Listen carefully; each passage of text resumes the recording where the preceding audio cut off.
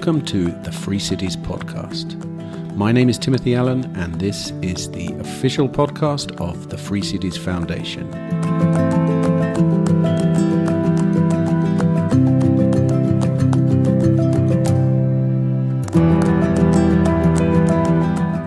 Hello, and welcome to episode number 17 of the Free Cities podcast.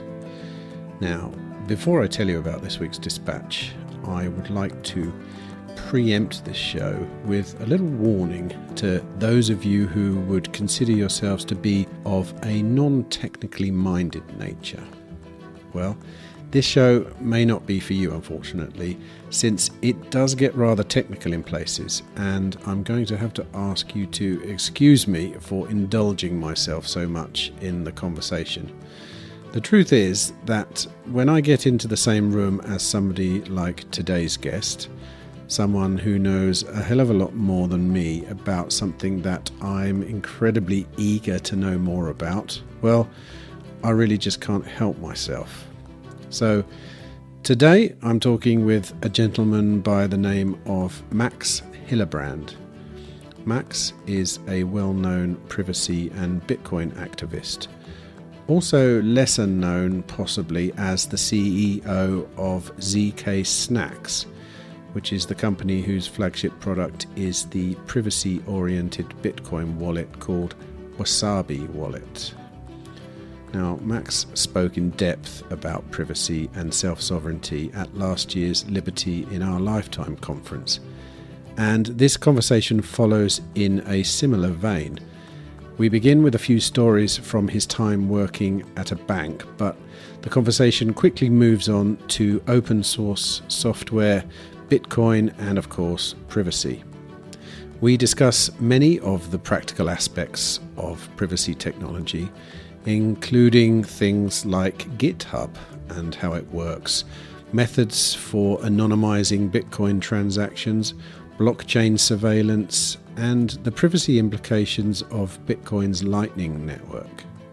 Max also makes some rather fascinating predictions about the very far distant future of the Bitcoin network. Certainly some things that I, for one, had never contemplated before. Now, as you may discover, I had a thoroughly enjoyable time during this conversation. My only hope, of course, is that you will too. And with that thought, it just remains for me to say, please sit back, relax, and enjoy my conversation with Max Hillebrand.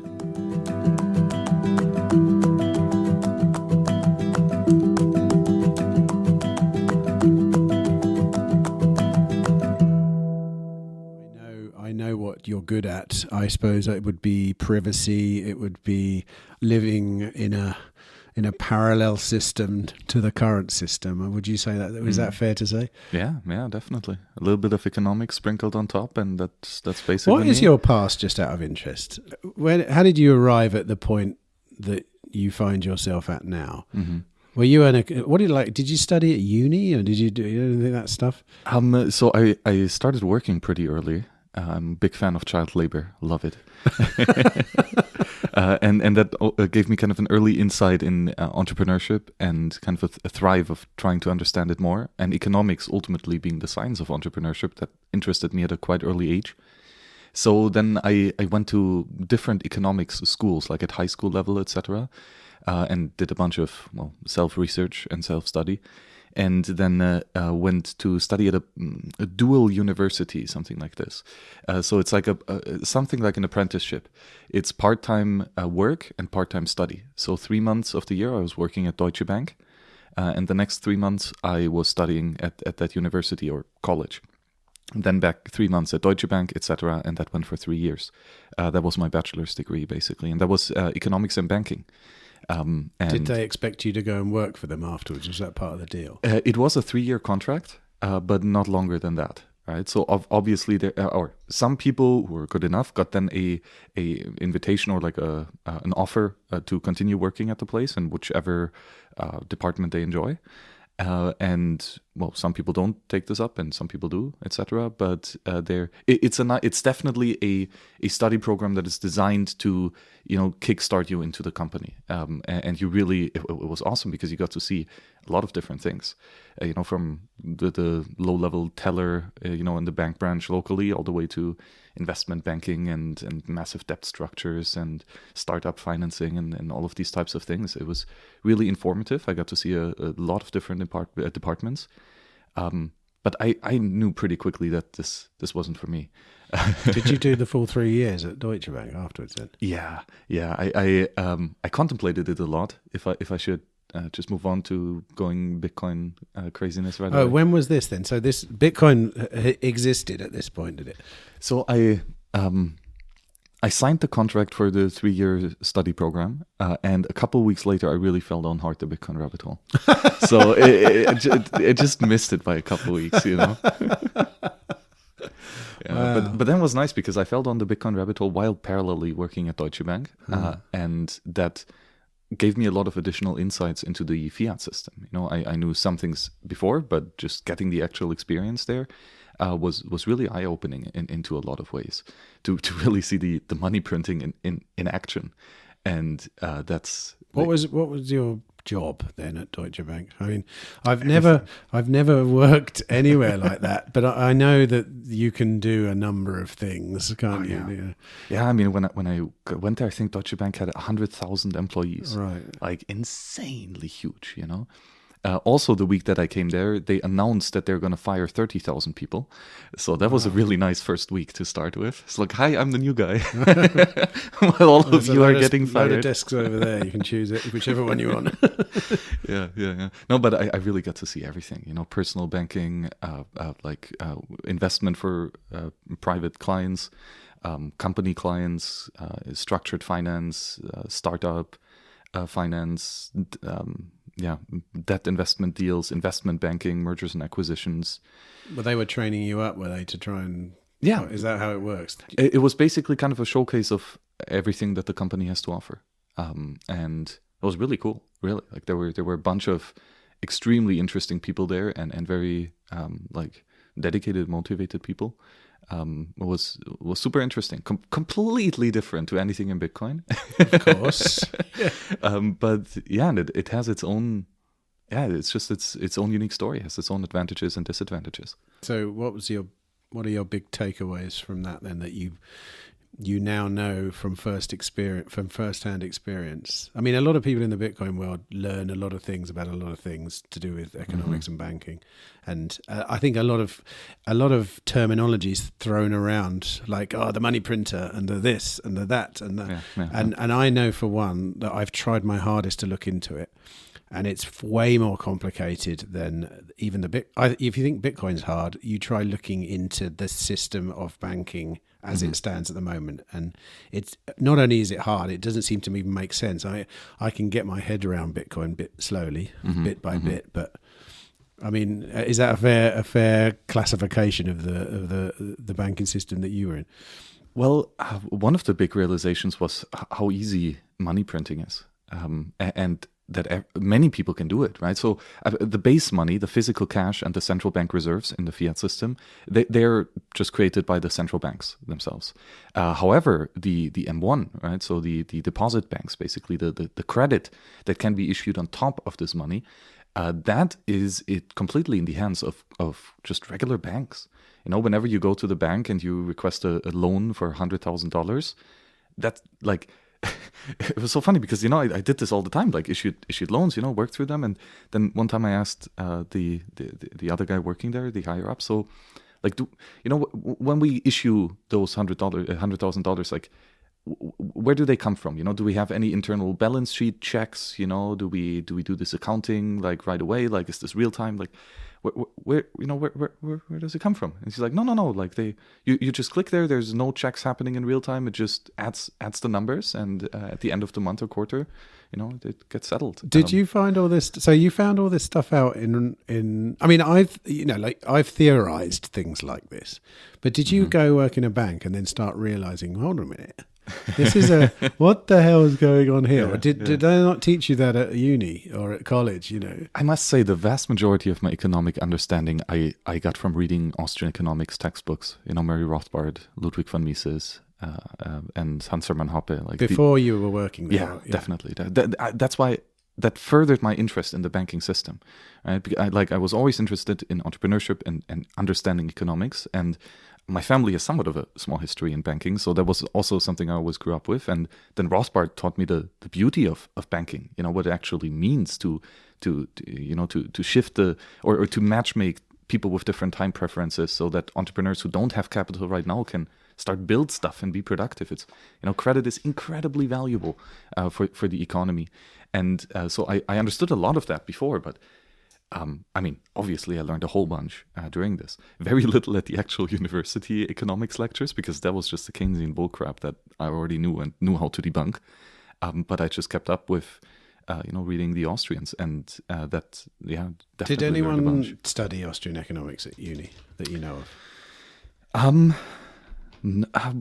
No. Was this this was Germany, right? This was was Germany, southern Germany, and a couple people were loosely interested, and even one of our economics professors actually had some of Hayek in his material, which Hayek is to some extent my least favorite Austrian economist, and we had long conversations and debates about this in university, because I went into the program knowing a lot about Keynesianism and knew that it just wasn't right. So, and I was happy at arguing and debating. So I was, I guess, to some extent the least favorite student of that teacher, because I was sitting in the back row, doing something else because the main text was bothering me or boring me, and then occasionally shouting out some, little ways of debunking the claims that were being made, etc.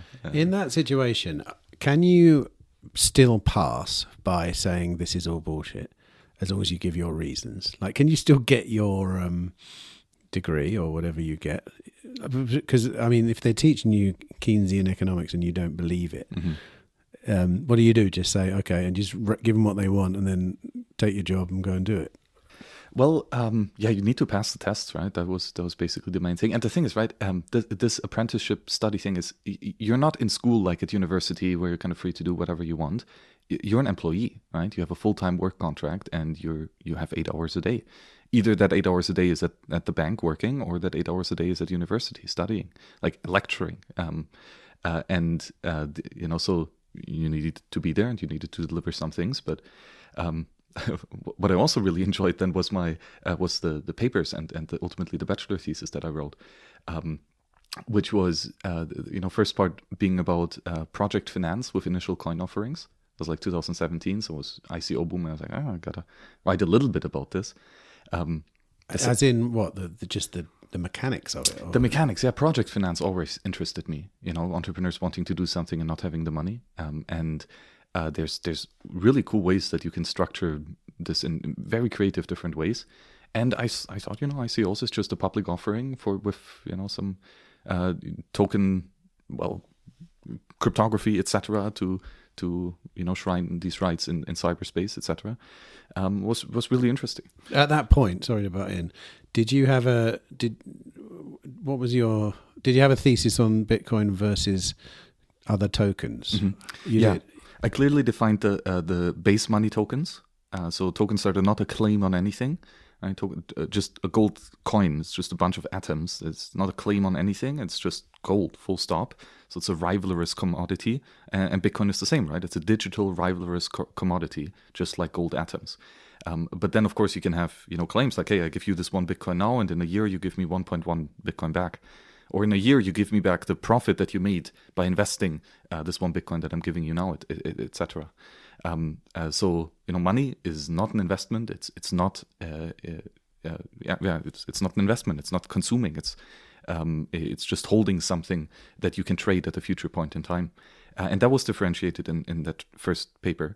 My second paper was then titled "Anarchy in Money" on the ethical economics of Bitcoin, which was with that economist professor, and this, was a pure anarchist Rothbardian like paper on why Bitcoin is the ethical. Were they a little bit surprised by that? Suddenly, like from naught to anarchy, and like that escalated pretty quickly. Yeah. That's very funny though, because everyone that's ever fallen down the rabbit hole knows that experience very well. One day you wake up and you're like, what is this thing? 3 weeks later you kind of got long hair and you're like, you've been up 24 hours trying to, it's a common theme amongst people that investigate that. Yeah, exactly. So talk me through the thesis. Well, so what is anarchy? Anarchy is... the paper, yeah. Exactly, right? That anarchy is anarchon from the Greek, meaning without rulers, without kings. Right? So there's, in other words, there's no coercion involved. Their property rights are being protected, right? So your body and the things you've created are yours. And when someone takes them against your consent or against your will, well, that's bad, basically. You're no longer in a state of anarchy. Now you have a ruler, a slave master who can, deal you around as he wishes. And to some extent, that's what fiat money is. Right? The rules are defined not by you, but by someone else, especially the rules of how much money can be printed and when it is being printed, definitely not in your hand. So there's a power asymmetry. Right? There's the kings of the money, the central banks, the banks, the governments, and then there's the slaves of the money, the everyday user, the entrepreneurs getting paid, the people holding the money and saving with it, and the people using it for payments, etc. Bitcoin is fundamentally different. Right? Bitcoin is a self-defined monetary system. When you run a Bitcoin full node, you define for yourself the rules of your monetary network. Right? And you verify every transaction that's happening in this monetary network so that it upholds these rules. And so you define and you verify everything that's going on, and also you enforce it. And if there's an invalid transaction being proposed to you that violates the rules that you've defined previously, then you just delete it and block the person who sent it to you. And so you, as the end user of the monetary system, gets to define, verify, and enforce the rules of the money. And that is what freedom looks like. That is where there's no kings over you, where you are a sovereign of yourself, right? A king of the kingdom of one. Did they take it? How did they take it? Was it did you get an A? No. Like a B or something like this. But I mean, was it that fully formed back then? It was. I think it was pretty fully formed. Yeah. Yeah. I drew a lot. I didn't come up with any of this, right? I just drew a lot on the arguments of Rothbard and Hoppe, and I think these are pretty rigorous arguments. Like there's a solid defense of it. Now, did I make the arguments perfectly and provided a proper definition and defense for them? Well, maybe not. But I think at least the core of the arguments in and of themselves are pretty reasonable. Mm. So, I mean, talk me through what happened when you left Deutsche Bank. Then, were you already thinking about? I mean, why don't you tell? Like, I know what you do, but why don't you just quickly explain what it is that you do right now, and then we'll try and find out how we got there. Mm-hmm.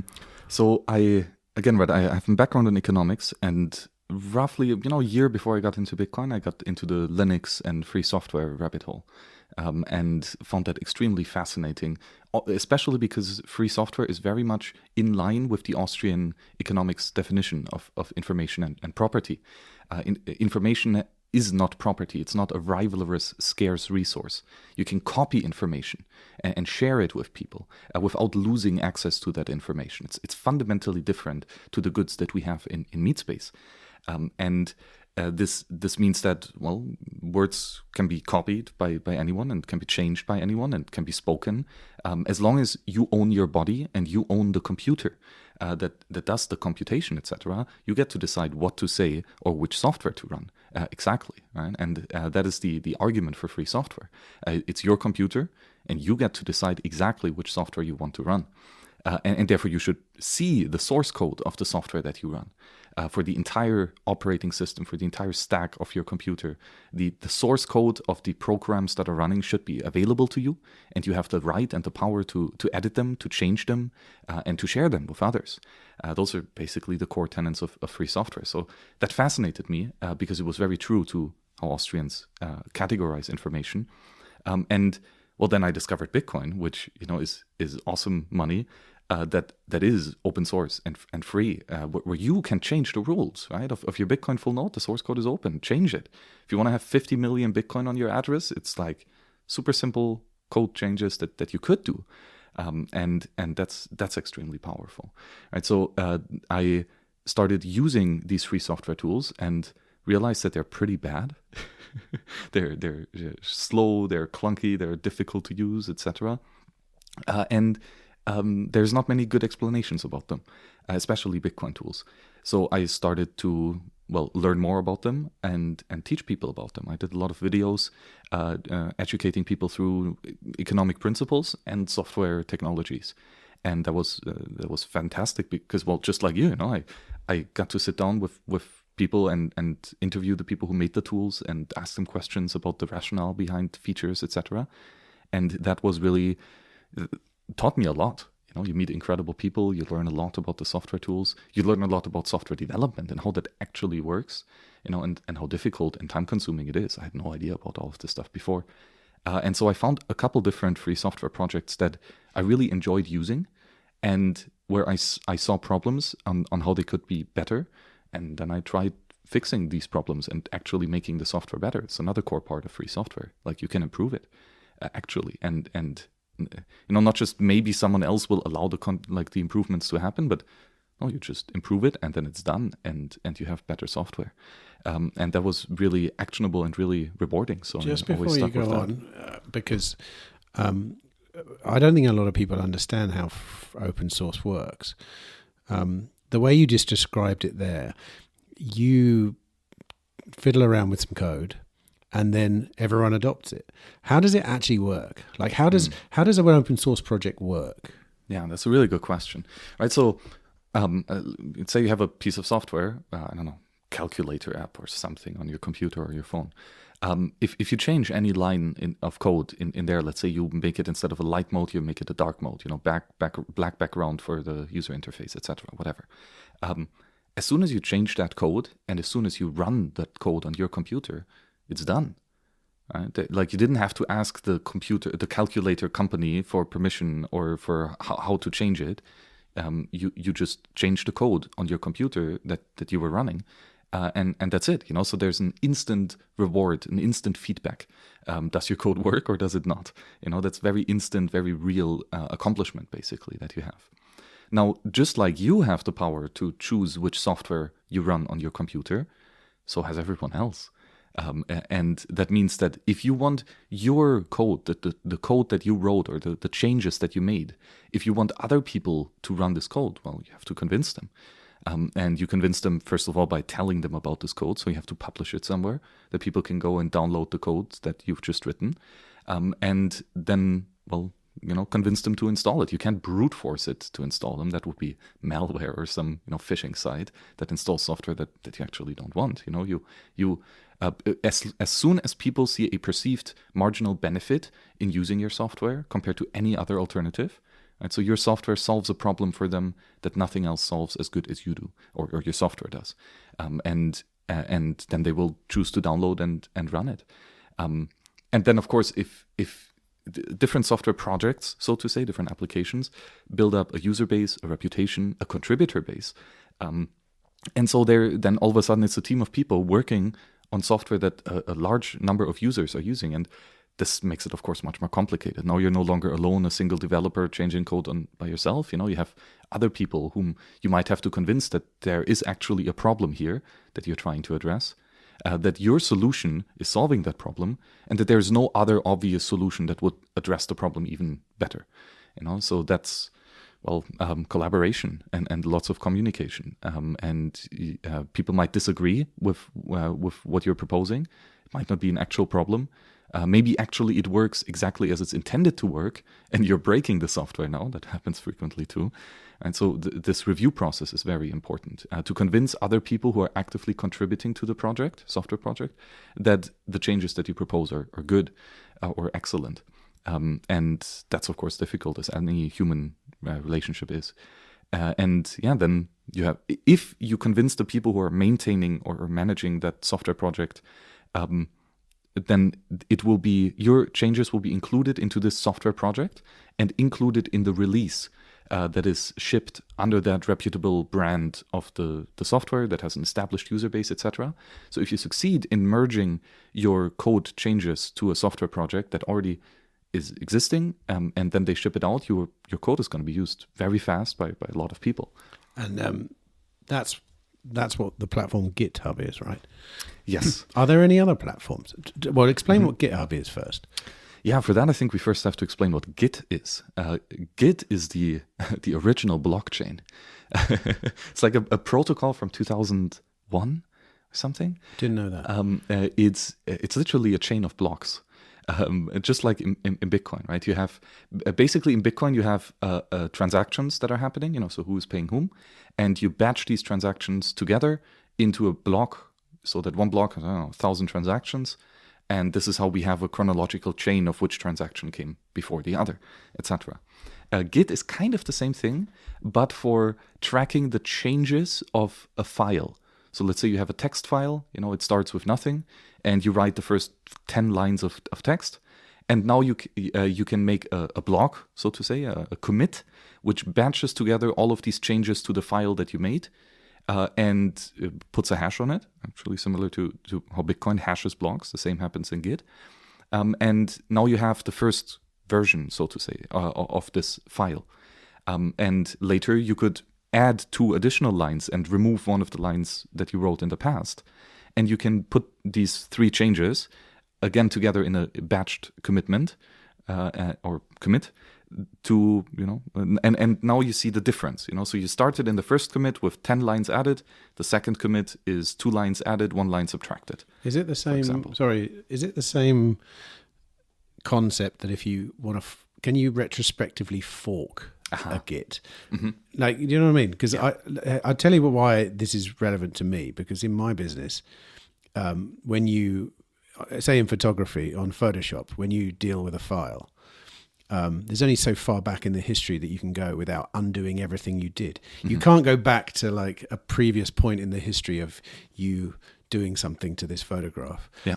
And then take it from you can't say, I want to take that bit out. Mm-hmm. You can't do that. You can only go back and start again from that point. I see. Is that the same in Git? No, in Git you actually can do that. It's called cherry picking. Uh-huh. So you're like, hey, I want to cherry pick this commit. I just want the changes that were done in this commit, and you can do that. You just read that one block, so to say. And is it like a whole new chain from then onwards?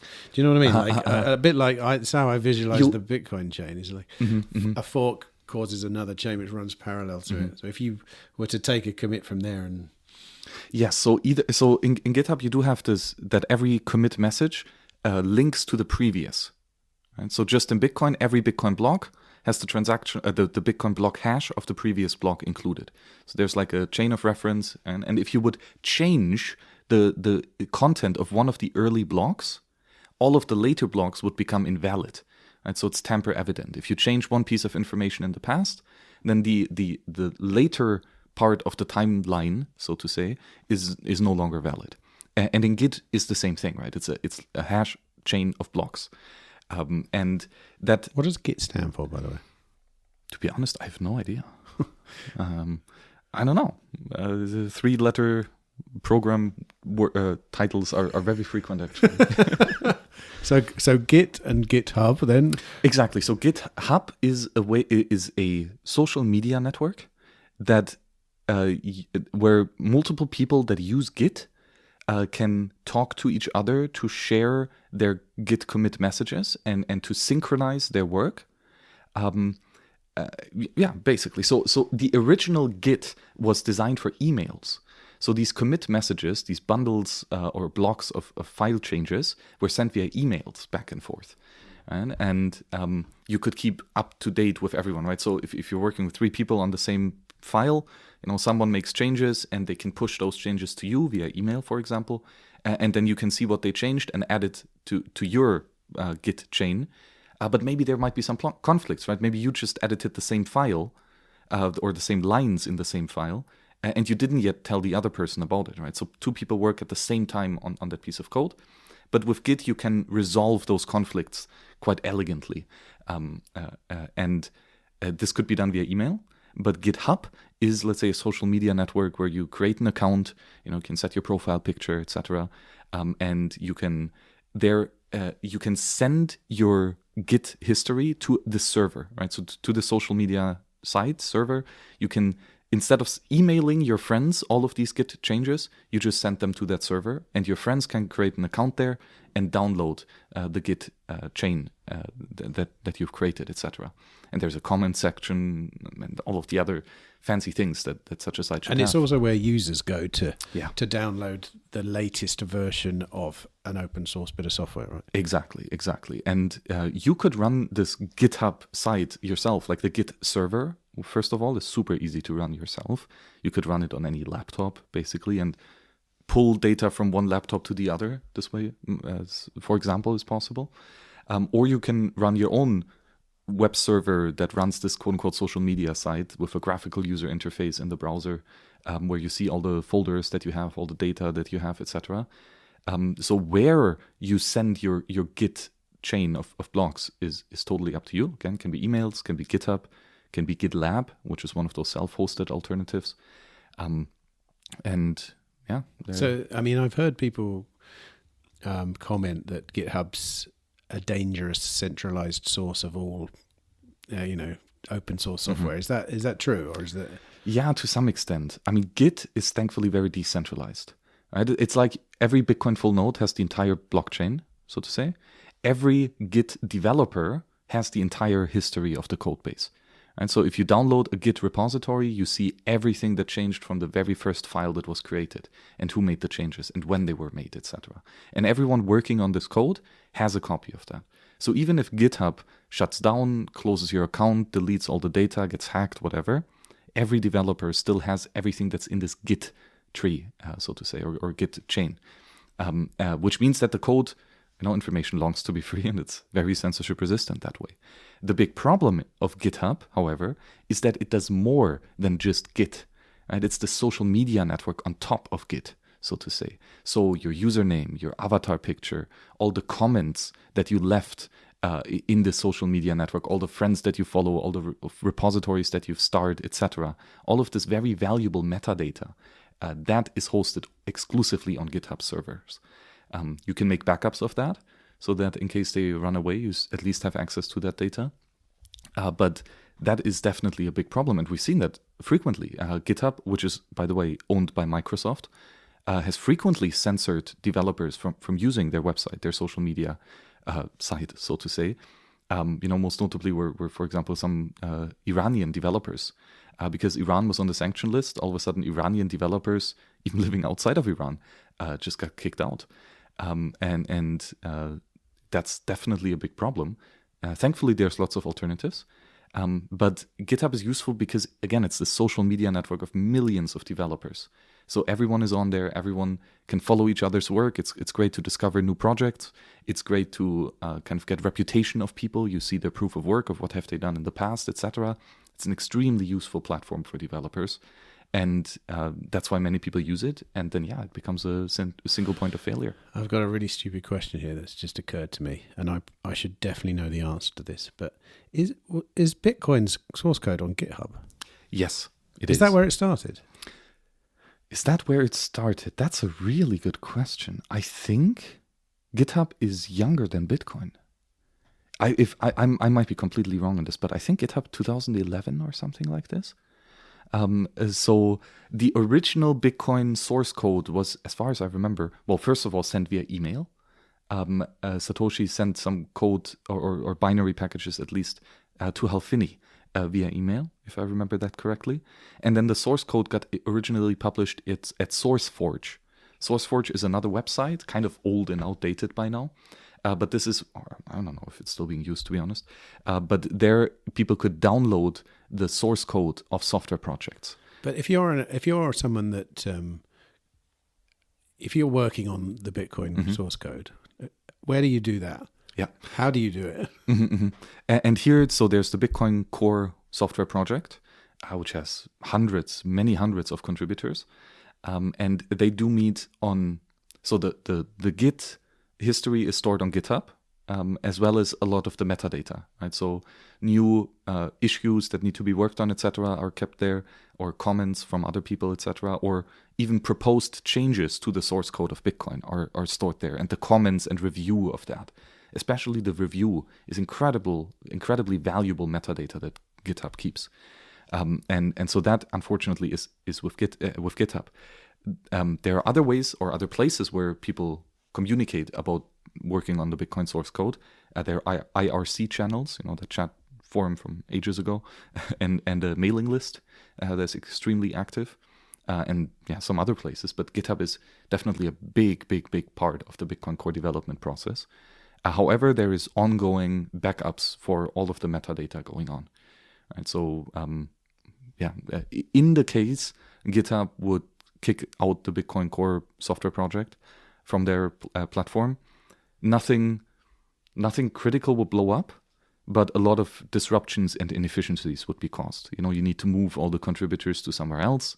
You need to import all of the old metadata to that new place and then start working with that metadata again, which isn't always easy, right? Because GitHub works differently than other solutions like GitLab, for example. There might be issues when synchronizing between these two different service providers, etc.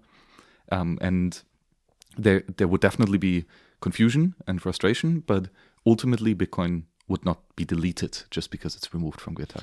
Are people working on creating a decentralized place to host the Bitcoin source code? I mean, that would seem to me to be quite important. Yeah, it's just difficult. Is it? I mean, so to keep the actual code is trivial. Like the code of Bitcoin Core will never ever be forgotten. People will always have it, all of the versions of it. It's such an important piece of software that it will always be backed up somewhere. The big question is just where's the Schelling point where people go to communicate about continuously improving it. And yeah, that's an issue that will probably change across the future. And yeah, there's a bunch of different software projects that try to make GitHub, so to try to provide a service like GitHub while relying less on a single trusted third party, and while increasing the privacy as well. GitHub knows a lot about its users, and a lot about the code that they're writing on. And a lot of Bitcoin developers prefer to remain anonymous, so to not attribute their contributions to Bitcoin to their identity. And GitHub can be a big attack vector here as well, right? They might de-anonymize important contributors who are working on Bitcoin and put them and their lives at substantial risk. So there's many reasons why we could improve the service that GitHub offers. There's also many reasons why GitHub is currently still around and it won't be going anywhere for a while. It's a really useful service, and alternative solutions would really have to go into providing, of making it even better. And it's difficult to make something a lot better in a secure, private, decentralized way. Doing things centralized and not blinded or not anonymous is a lot easier. And it probably will continue to have a couple of really useful features that developers will want.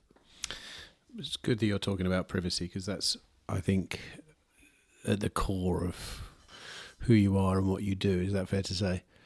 Yeah, definitely. It's one of the other things that I learned recently of how important this is, and where I tie it into a lot of the Austrian economic understanding that I have as well. This is maybe one of the other big learnings that I had while working at Deutsche Bank. I, as a low-level employee, like a student level, like really as low level as you could possibly get in the company hierarchy, let's say. Yet still, I had access to view the transactions of basically every customer of the bank. Really? Yeah. Like, you see how much total money they have, you see where they live, you see how much money they spend on their credit card. if they shop at Amazon, or But if they go to officially, you Aldi. could do that, or are you talking about you could pop round into someone's office and get on a terminal and?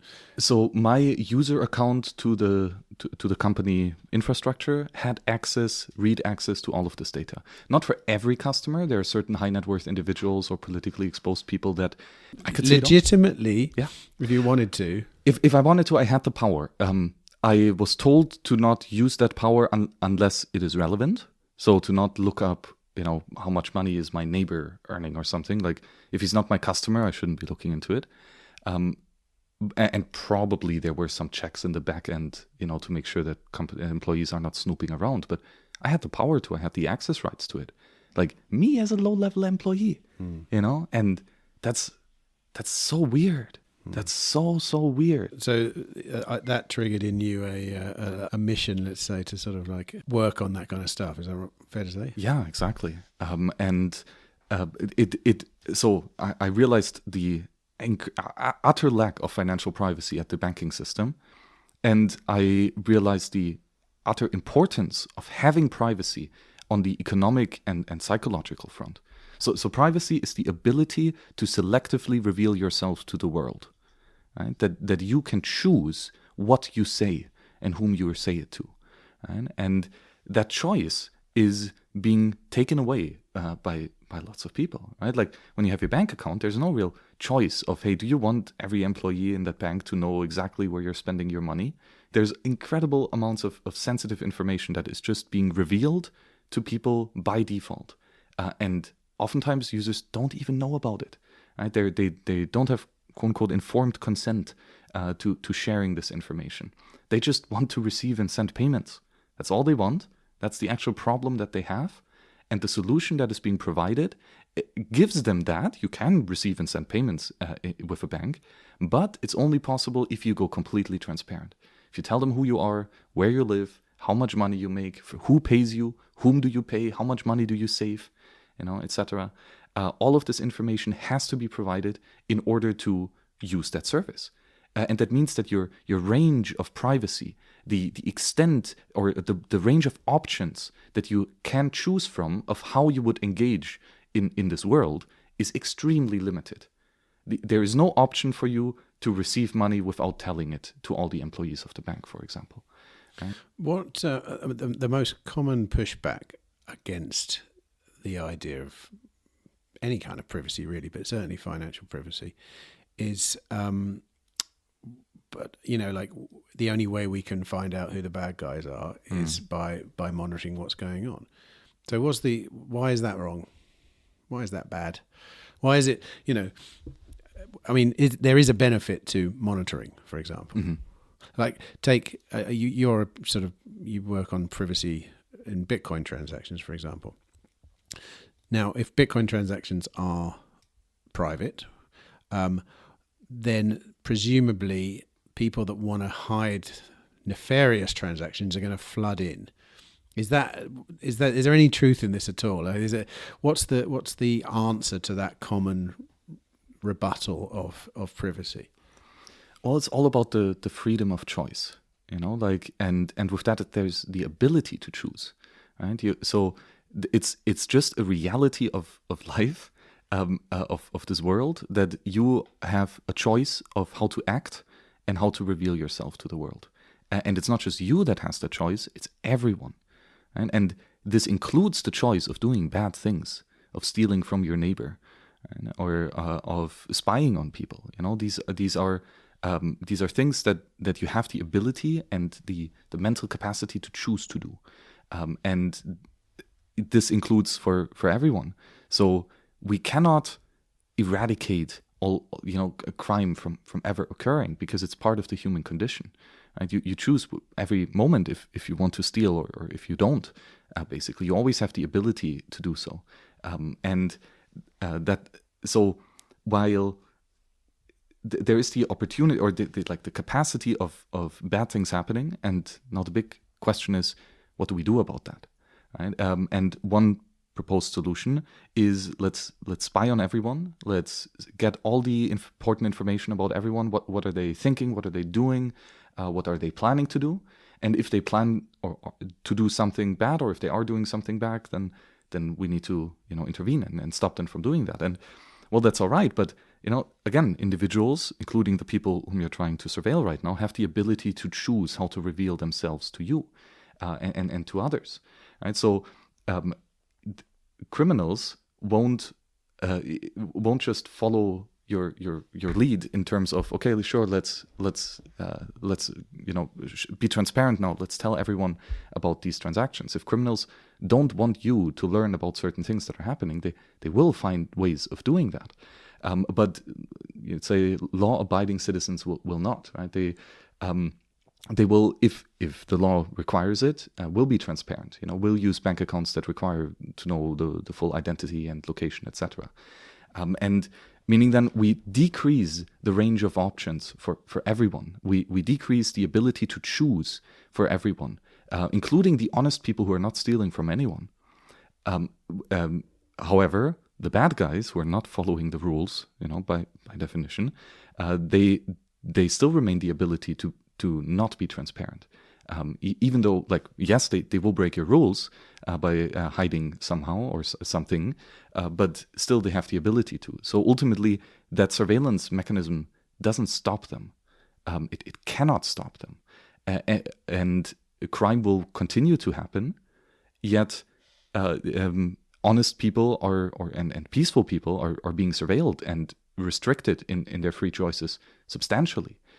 So great, now we have a dictatorship. You're no longer allowed to say what you want or to not say what you want. You all of a sudden you have to speak when you're asked to, and you have to tell exactly what is being asked of you, and that means you're a slave. And well, great, so now we've created a system of a bunch of slaves, and criminals are still out there, and they're still breaking the rules that you set out. But well, one thing that changed in these two scenarios is that the guy doing the surveillance just turned into the slave master. And now we have one additional criminal to deal with. We didn't solve the situation. We just made it worse. So, I mean, what you're basically saying is, regardless of what we do, we always end up with roughly the same amount of criminal activity. The only difference with the surveillance is we end up with everyone, the good guys, losing out. Mm-hmm. So in the first one, under surveillance, some of the bad guys lose out, but all of the good guys. And in the non-surveillance, none of the bad guys, but none of the good guys either. Mm-hmm. Mm-hmm. Exactly. And well, there's what we actually want to prevent is not people to speak and think freely. That's not what we want to prevent. Right? What we want to prevent is crime, people stealing from each other and people murdering. Right? That's what we actually want to prevent. And well, we can prevent that. We can work on addressing that problem per se. By, for example, if you want to prevent someone from breaking into your house, well, add a lock, or make it a thicker door or whatever. But use real life obstacles and real life mechanisms to ensure that your property cannot be violated. And this is what Bitcoin does, by the way.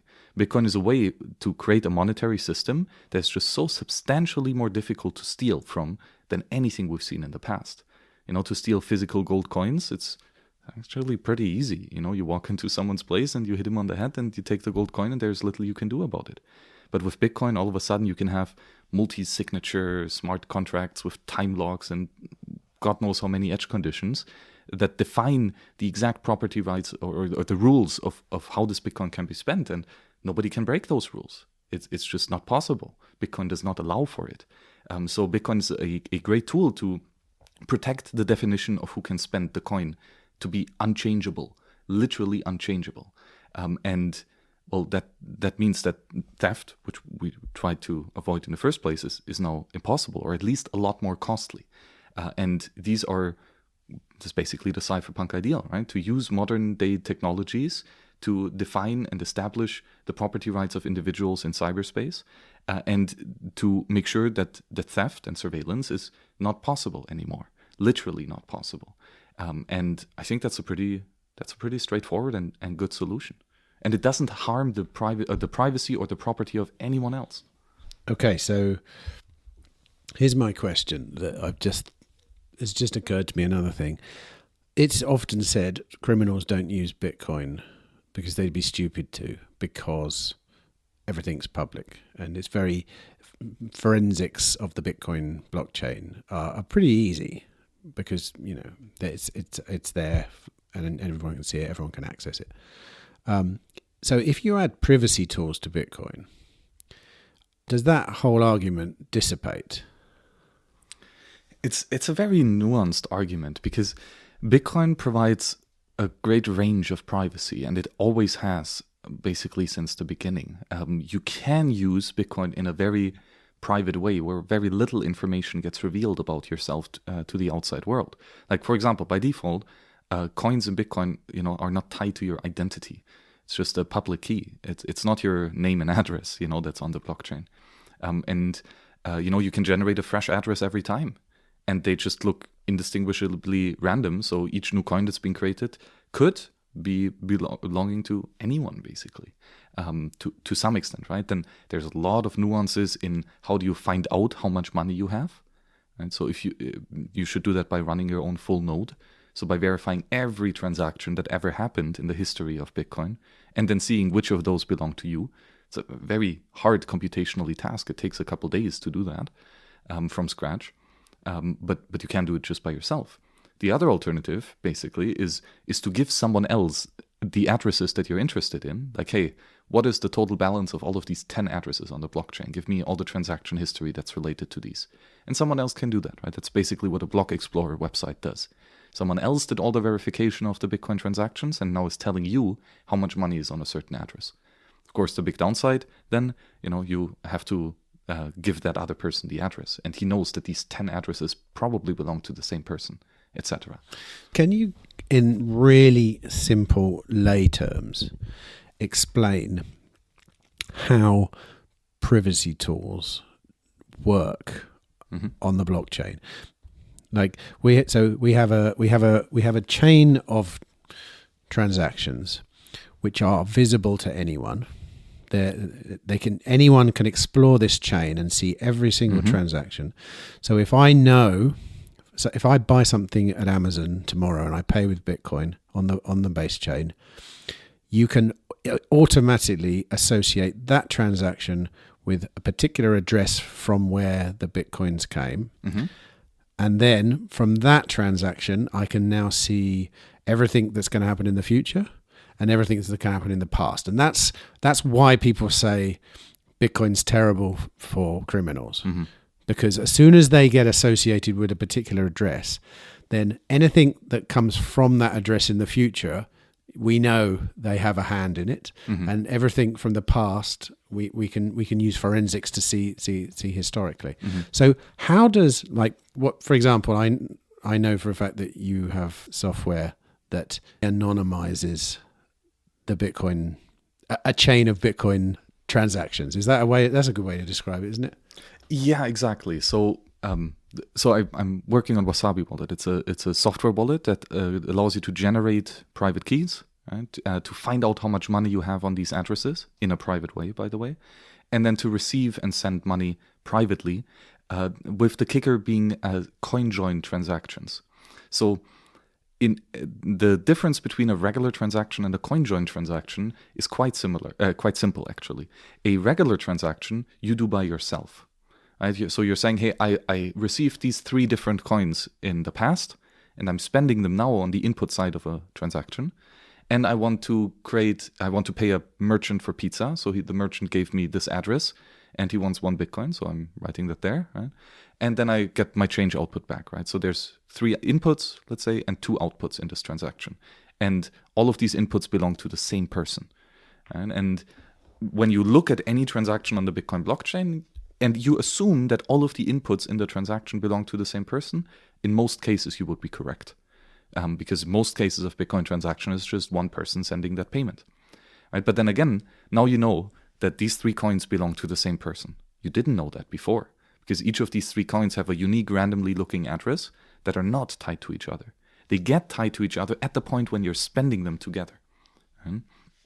A coinjoin transaction, then, on the other hand, is a way for a group of people to make a Bitcoin transaction together. Right? So each of us, 20 people or something, have a couple coins that we want to spend on the input side of the transaction and a couple addresses on the output side of the transaction that we want to pay the merchants and our change. And instead of doing 20 transactions all by ourselves, we do one transaction together where we all put our inputs together and the outputs together. And so we create this huge transaction, 300 inputs, 300 outputs. It is still a valid Bitcoin transaction because for each of the inputs, it's a valid coin that actually exists on the blockchain. There's a valid signature saying that this coin can actually be spent in this particular transaction. And then there's a bunch of outputs on this transaction, but the value of the outputs is smaller than the value of the inputs. Right? So we're not creating money out of nothing. We're not spending money that we didn't have. We're not having more outputs. We're not paying people more money than we put on the input side of the transaction. Right? These are kind of the three important rules of a Bitcoin transaction, and the coinjoin satisfies all of them. There's no rule in the Bitcoin network that says that a transaction can only be made by one person, otherwise it's invalid. Such a rule does not exist. That's just the default way of how we get to use Bitcoin. Usually, when you make a transaction, it's just your own software wallet basically doing it. A coinjoin is just a way of getting a bunch of people together to do this process together, making it bigger. And the effect of that is basically we've just increased the size of the crowd. Usually when you make a Bitcoin transaction by yourself, there's one guy walking along the street and you're like, hey, look, there's Tim walking. Very easy to point you out if the size of the crowd is 1. But if the size of the crowd walking down the streets is 100, it's 100 people walking there. And I'm like, hey, look, where's Tim over there? It gets a lot more difficult to point you out, to give a name to the person that's walking there. And a coinjoin does exactly that. Instead of you alone making a Bitcoin transaction, there's hundreds of users doing it together. And now it becomes a lot more difficult to say, hey, look, these 3 inputs belong to the same guy because there's 300 inputs in this transaction. How are you going to pick 3 of them to belong to the same guy? It's a lot more difficult. Am I getting this straight? So if 300 people are all spending I'll make it really simple. If 300 people are all spending 1 Bitcoin, let's say it like that. If 300 people are all spending 1 Bitcoin, is it like, okay, we know that the outputs should be 300 1 Bitcoin outputs, right? So everyone throws all their coins into a bag and someone shakes it up and then they just pay randomly. Is that kind of how it's working? That's kind of how it's working, yes. The trick is that inside a Bitcoin transaction, the satoshis, the units of money, right, like the atoms of gold, or grams of gold, like the actual quantity of money, the units of money are perfectly fungible. It's not that you say, okay, the money from the first input got paid into the second output address, and the money of the second input got paid into the first output address, for example. That's not how it works, technically speaking. All that is a transaction is a collection of inputs and a collection of outputs. And the rule is that the value of the outputs is smaller than the value of the inputs. And that's it. There is no direct flow from first input to second output, for example. Why is the value of the outputs less than the value of the inputs? They take a fee? Yes, the difference is the mining fee, basically. You can have a mining fee of 0. So the actual rule is like less or equal than the inputs. Right? You could have 10.00 Bitcoin on the input side and 10.00 Bitcoin on the output side. It's correct. Just a miner is not going to get paid, so he's probably not going to include this transaction. So does it cost more to make a coinjoin transaction than a normal transaction? This is a really good question, by the way. And it depends. So, okay, let's take the first naive example, right? So we set 3 inputs that you want to spend, and you're paying for pizza, so you create 1 output for the merchant, 1 output for yourself. And those 3 inputs are different coins that you're bringing together to create enough value to pay your, right? Exactly, right? So one time you got paid from your employer, then the other time your grandma paid you money, and then the next was just a friend. Just so that people know, back. Each Bitcoin transaction has its own UTXO, it's an independent thing. So sometimes you have to batch them together to create enough value to pay for something. Exactly, right? It's like same with fiat banknotes. You have a payment of $40 and you have a 20, a 20, and a 10. Yes, You have to combine the 20 and 20 to get to 40. Yeah. It's kind of the same with Bitcoin coins. And so...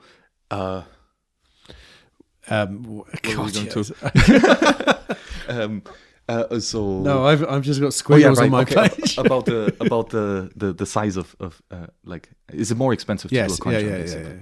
So there's another thing that the Bitcoin transaction has, and that's kind of the transaction header. It's the overhead cost, kind of, that includes things like the transaction ID and some other little metadata. So a tiny piece of data that's always the same. It's like a fixed cost, right? So you always have a transaction header, and then at least one input, at least one output. You could have the transaction header and 100 inputs and 100 outputs, right? For example. So there's always one transaction header, and that has a certain size. And then for each additional input that you add, the size gets larger. And for each additional output you get, the size of the transaction gets larger. Ah, right? I know what you're going to say now. Mm-hmm.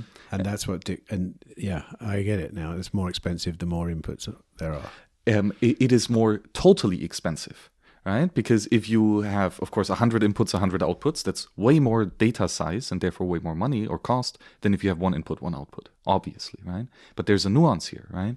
Because, so we have this 3 inputs, 2 output payment that you're making.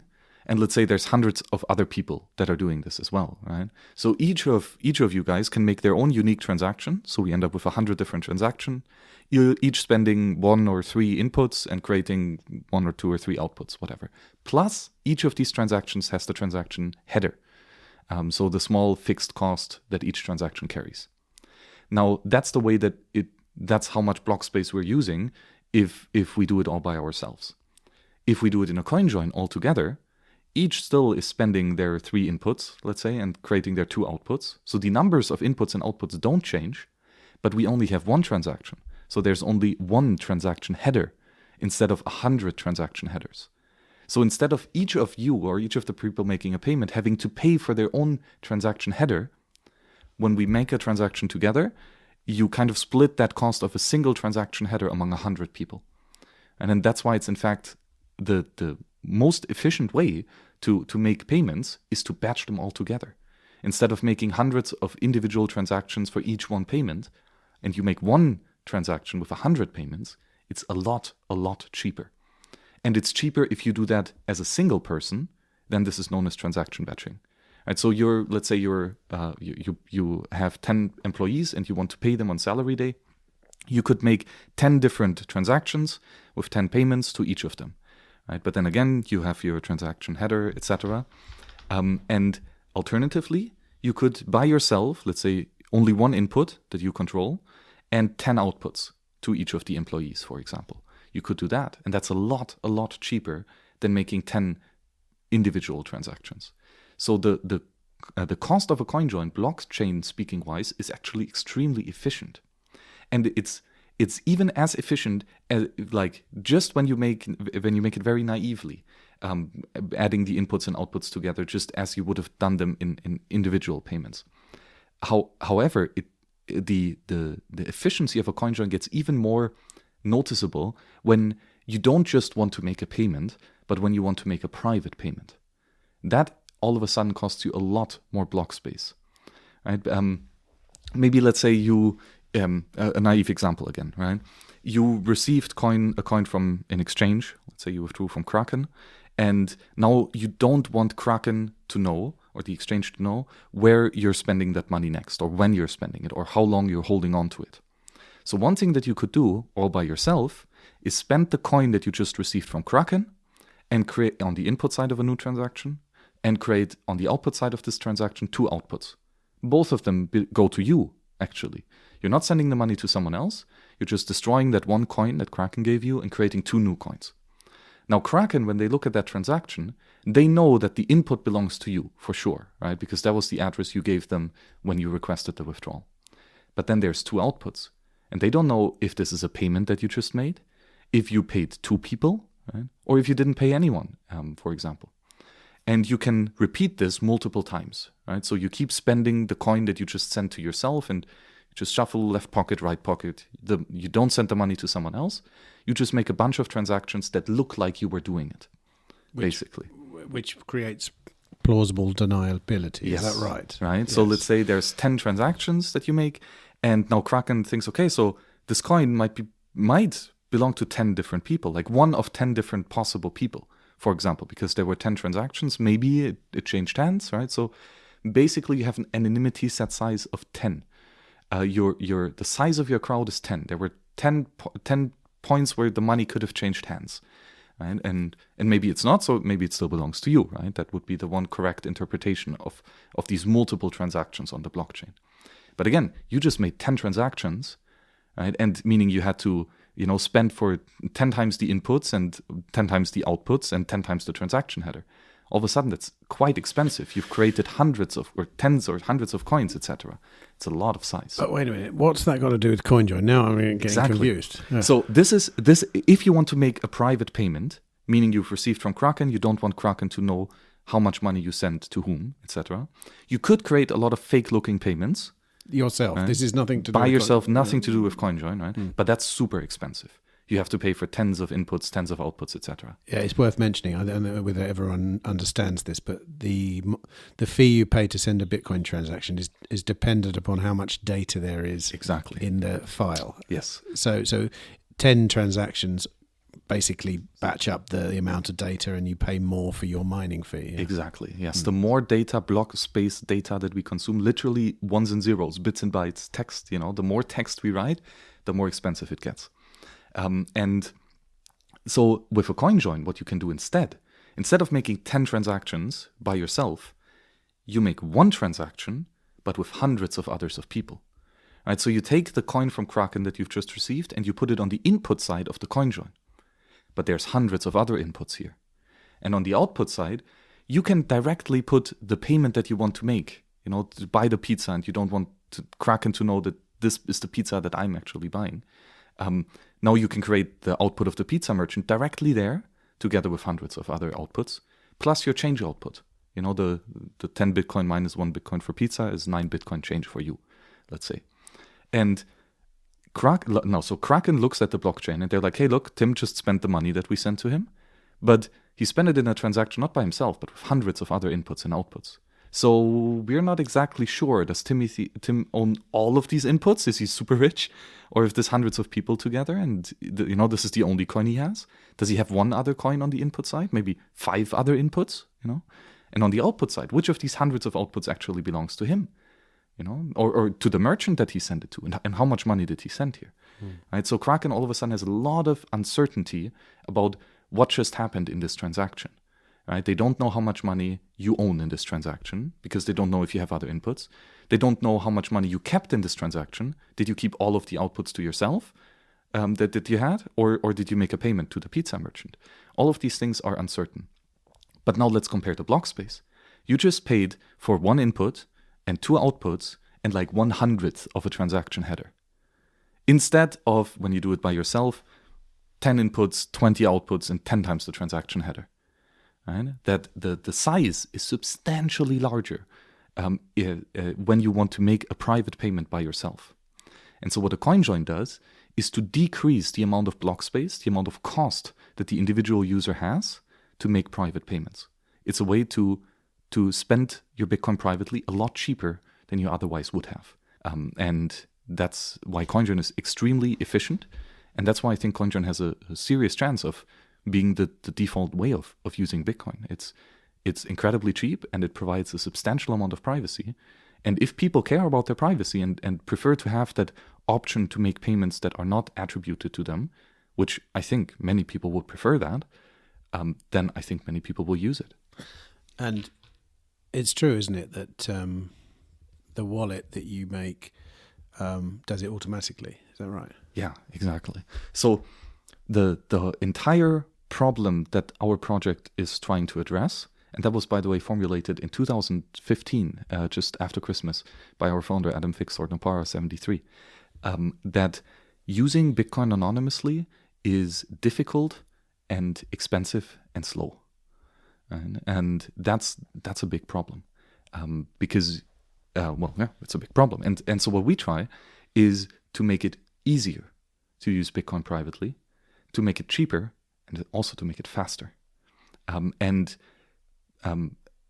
the ease of use matters. So especially with our second version of Wasabi, we made, for example, things like the coinjoin on chain the default.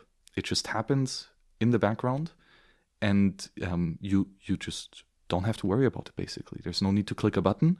Just receive money and wait a little bit, and these coinjoins happen, and then you can send money, and you're good, basically. So how much does it actually cost on top of the, like how much does the wallet charge, for example, for a coinjoin? Or is there presumably you have to make money somehow as the wallet, so... Yeah, so the first thing that any Bitcoin wallet has to charge for is the block space. Right? So you pay the miner to include your transaction into a block based on how large the size of your transaction is. Just the same with Wasabi, right? But in a coinjoin, is that the input amount? The number of inputs, yes. So the more number of inputs you have, the more you have to pay. What I mean is, you said that when you batch things together, you save money. Yes. Does the coinjoin? So does a wallet still give you that saving? Ultimately, you still spend money to the miner, right? It's not that you don't pay anything to the miner or that the miner pays you. It's not that. It's just other solutions that provide a similar feature are extremely more expensive, like 10 times, 100 times. I'm not sure, but a lot more expensive. But ultimately, still, you have to buy block space if you do a coinjoin. And then the other thing is, basically, how much privacy do you want? Like, is it okay for you that it's just a little difficult for Kraken to find out that you just made the pizza payment here? It's just like you have, it's Kraken is not going to come after you anyway, and you just want to have a little, minimum amount of security here. So probably just doing, your input directly into the coinjoin and making the payment in the coinjoin is good enough, right? But still, the problem is that Kraken knows, hey, look, Tim's coin just went into this transaction, right? So that is still attributable. And then they know that some of these outputs probably belong to you. Now, what you can do is basically to, instead of making a payment in a coinjoin directly, you spend the money to yourself. Right? So you're not paying someone else. You have, let's say, 2 Bitcoin on the input side and 2 Bitcoin on the output side, minus the fees. So you're not making payments, you're spending to yourself, but you can do that for multiple transactions on chain. Right? So just in the first example, where when you want to get some ambiguity, you make 10 transactions to yourself so that it's a bit more difficult to follow what's going on. You can do the same in a coinjoin. Do 10 coinjoins after each other, but instead of each being a tiny transaction, each of them is a huge transaction. Hundreds of inputs, hundreds of outputs, and that 10 times, right? So the amount of possible interpretations that could be done of like, hey, this input where we're sure it belongs to Tim, where did it go, becomes even more difficult to find out. So doing these recurring coinjoins is very beneficial to your privacy. It also, however, comes at a cost of more block space. Right? So the question of how much money will people spend in Wasabi on block space depends on how much privacy they want. You can turn off the coinjoin function, right, and just make payments and be really efficient that way. Or you can go paranoid and make hundreds of coinjoin transactions across months or years, until you finally make your payment. Then it's going to be really expensive. Right? And the second part of the fee does not go to the miner, but it goes to my company. For the coordination service that is provided. So we provide a communication service, a social media network, basically, where you can find people who want to make a Bitcoin transaction right now, and we basically connect you with them so that you can do this together. You've explained that badly. That makes it look like a social media network. You mean that's the back end of your wallet, which basically does all that stuff. It's finding people like yourself that want to mix coins together. Exactly, right? So literally think of it as a bulletin board, like a whiteboard in cyberspace where people can come and say like, hey, I want to spend this input, and later they come and I want to create this output. So, and we just have a huge whiteboard where hundreds of people can come and just keep writing their inputs and outputs. And at the end we sign it and then it's done, right? So it's a pure communication service that we provide. I just thought something. So basically, presumably, there are a lot of people in the world that don't like what you're doing. Like, what's the legality of things like that? What is the legality of things like that? No, obviously, it's a bit of software jumbling up some bits. That's all it is. Yeah. But I should imagine someone somewhere thinks that's illegal. Is that right? Yeah, to be honest, it's uncertain to a large extent. I mean, if you neutrally look at what we're doing, as you say, we're just passing messages along. We take a message from one guy saying, "Hey, this is the input I want to write in this text file," and we give that text and forward it to other people, and we just do that. People send us text and we forward it to everyone else, and very importantly, we do not hold custody over the money of other users. We don't hold money of our users. It's a non-custodial service. So the users at any point in time are the only ones that have access to the private keys. We cannot steal their money, or we cannot run away with the money. So we're not a bank. We're not a money warehouse provider like other people are. A lot of the currently existing regulation in the Bitcoin space is on money warehouses. If you hold the money of other people, that's some serious business, and there's, rightfully so, a lot of regulation on how to do that properly. Because, well, it's not your money, it's your user's money, right? But then the regulation on a website where people can write a comment, and where it's not even you can upload pictures and there might be, child porn uploaded to your server, which is kind of an edge case. This can't even happen on our server because you can't upload a picture. You literally just pass a tiny bit of text left and right. So and we have confirmations of this from multiple lawyers and regulatory bodies that what we're doing is not a money service business. It's a pure communication provider, and it is absolutely illegal, absolutely legal what we do. Well, because freedom of speech, and we just talk to people basically, and likewise is the usage of this tool fully legal. Again, you're not engaging in a custodial relationship. It is as legal as holding your Bitcoin by yourself, and it is as legal as spending Bitcoin by yourself. Meaning, for example, if you would, buy some weapons of mass destructions or something with your Bitcoin, well, probably people are going to get angry at you for this. But they get angry because you're buying weapons of mass destructions, not because of the way that you talked while making that payment. So CoinJoin is basically it's very similar to using a VPN, to be honest. VPNs are legal, etc. It's so the intent of the service that we provide is for one, block space efficiency, and of course for the other, privacy, right? And yes, privacy is a contentious, contentious service. Yes, and some people don't like it. But I believe that there is numerous ethical and legal reasons of why what we are doing is not just all right and should be tolerated, but because what we are doing is of the utmost importance in terms of human rights and in terms of security and in terms of peace of mind. A civil society is not possible without privacy. It is a slave society at that point. And I have pretty high convictions in that what we're doing is ultimately correct. If it won't ruffle some feathers, who knows? Well, it is. Yeah. Every time something big happens and Bitcoin was used, there's always someone somewhere saying, "Oh, it was coinjoined here, or it was this, that, and the other." It's obvious that if you want to hide a transaction, you haven't got many tools at your disposal, like you say, and the easiest one is one of them. But what is the attack vector on this thing? Because obviously privacy is on the way out.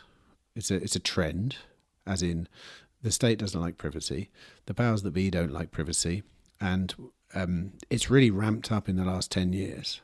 When I was a kid, privacy was a real thing, and now people are being born into a system where, and people are saying it out loud now, privacy is not a right. I've heard various people up on stage in positions of power start hinting at the fact that privacy is not a right. It's unethical to be private, which is a crazy thing when you think about it. But it really is being said. So what's the attack vector on a service like Wasabi, for example? Well, ultimately, because we've designed the service in a way that the service provider has very little power over the user. Again, the service provider can't steal from the user or can't spy on the user, etc. What the service provider can do is deny service to anyone, basically. So that's the extent of the attack vector. I don't know, our servers get hacked and shut down, or someone pulls the plug on the computer, etc. And that just means that, well, users can no longer communicate via our server with each other, right? We no longer pass the messages forward. So that's one option. But even so, one of the design architectures of Wasabi is that we assume that everyone knows what the coordinator knows. And so even if someone would, if we would tweet out the entire logs of what happened on our computer, for example, or a hacker gets access to it, there should not be any sensitive financial information here, like the names of the people who use the service, or private keys to the money of the people who use the service, or even ways to break the privacy of the people who used it. So that's to some extent the goal of the architecture. Yeah. But I mean, presumably though, I'm not nowhere near a lawyer, but what you're doing is facilitating something, isn't it? I mean, I don't know whether that's a legal term or whatever, but are you all confident that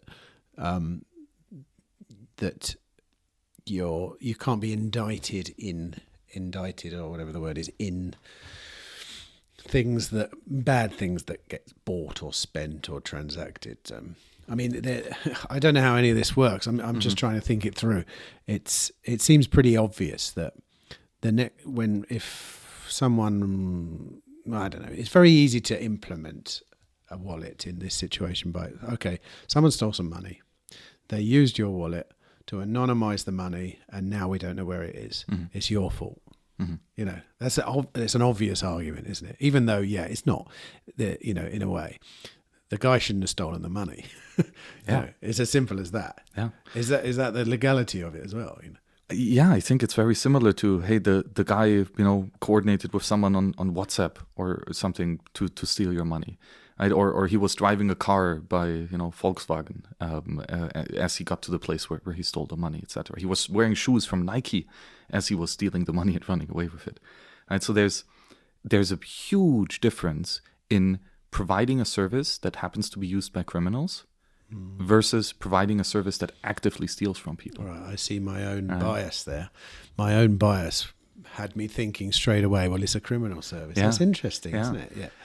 And, this is such a tough and complex problem. And one of the things is that obviously, if you're a shoe provider, if you're a restaurant owner or something, so you're a restaurant owner and randomly someone walks into your store and you provide him a service. It just happens that he's a serial killer, right? You had no idea about it though. Now, just because you gave the man some food, does that mean you're actively complicit in the murders that he did? And well, probably not. Right? However, if you actively know that, hey, this guy is a serial killer, and well, he's coming into my restaurant, sure, I can earn $1 by giving him a burger or something. Now that's kind of different, right? To knowingly provide a service to people that are criminal. Now, it's still, in my opinion, a question of, are you legally allowed to sell a criminal food, for example, knowing that he's a criminal? I would still argue yes. There's nothing inherently, legally speaking, wrong with that. But there might be an ethical conundrum. Right? You could have in your restaurant, hey, I'm not going to give you food because I know you just murdered a bunch of people. I will decline you as a customer, which is the right and the power of the entrepreneur to do. You're not obligated to provide the service to anyone. Okay, what about this then? So some Bitcoin gets stolen and it's sitting in an address and you get a call from, I don't know, a bank or whatever, the US government, I don't know who, and they say, look, we know this money's stolen. If it arrives at your wallet, we'd really like you to stop it. Mm-hmm. Or we'd really like you to not allow it into a coinjoin. Mm-hmm. How does that work? Yeah, exactly. So can we take the money from the user? No. Right? We can't steal the money back and hold it and give it back to the person who's actually belongs it to. We don't have that power, unfortunately. Right? We don't, for example, know the IP address that was used by that person, to contact our server because he's using Tor. Right? So we can't help you of finding out, hey, this guy is living in the Philippines or something. What we can do, and you rightly pointed out, is to deny service to that person. Right? And this is something that we actively do. Oh, right. In fact, okay. we not just do we wait until people contact us with, hey, these are criminal addresses, please don't allow them. In fact, we check when a new coin gets registered into our service. We check what's the additional metadata that we can find in some databases about this coin. Specifically, we're looking for, does this belong, to terrorists, to weapon dealers, to child traffickers, etc. All of these obviously bad people whom you at least don't want to actively help them. Maybe you don't have to try to stop them and like try to arrest them and spend money on that, etc. But at least you shouldn't be making their life any easier. Where does that data come from then? Like, how do you know, where does that reside? Mm-hmm. That's basically what all of these chain surveillance companies do, like Chainalysis, etc. There's a bunch of them, and that's exactly what they do. They have a database of illicit coins. Yeah, they have, so they know, of course, all of the addresses and all of the coins that were on the blockchain ever, and they are continuously building a database of metadata on top of that. Like, if they know that, hey, this is an address that is part of the Kraken cold wallet, that's how they store their money. Like, we know that, and that's tagged, for example. Is that a grey area? I would imagine Bitcoiners don't like the association with chain analysis companies. Yeah, definitely. There's so much nuance here, and there's pros and downsides to this. Sorry, do you give them any information, or are you just using their information and saying, like, or would you say, look, someone tried to spend here, Yes, so we do give them the information of which coin Freshcoin actually wants to get registered right now. Anyone?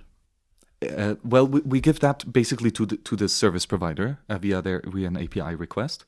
Right, so they know that this certain address was interested in doing a coinjoin. The thing is... Hold a minute. So if I tried to do a coinjoin, would somebody know? Would Chainalysis know? I mean, they'd know anyway, would they? Or no? They would know anyway. No, that's but the thing, would they know I was making a coinjoin, though? Yes, that's the other thing, right? A coinjoin looks super unique. Hundreds of inputs, hundreds of outputs. It looks very different than a one input to output transaction. What about in 50 years' time, if more and more people use coinjoins? Would they look less visible?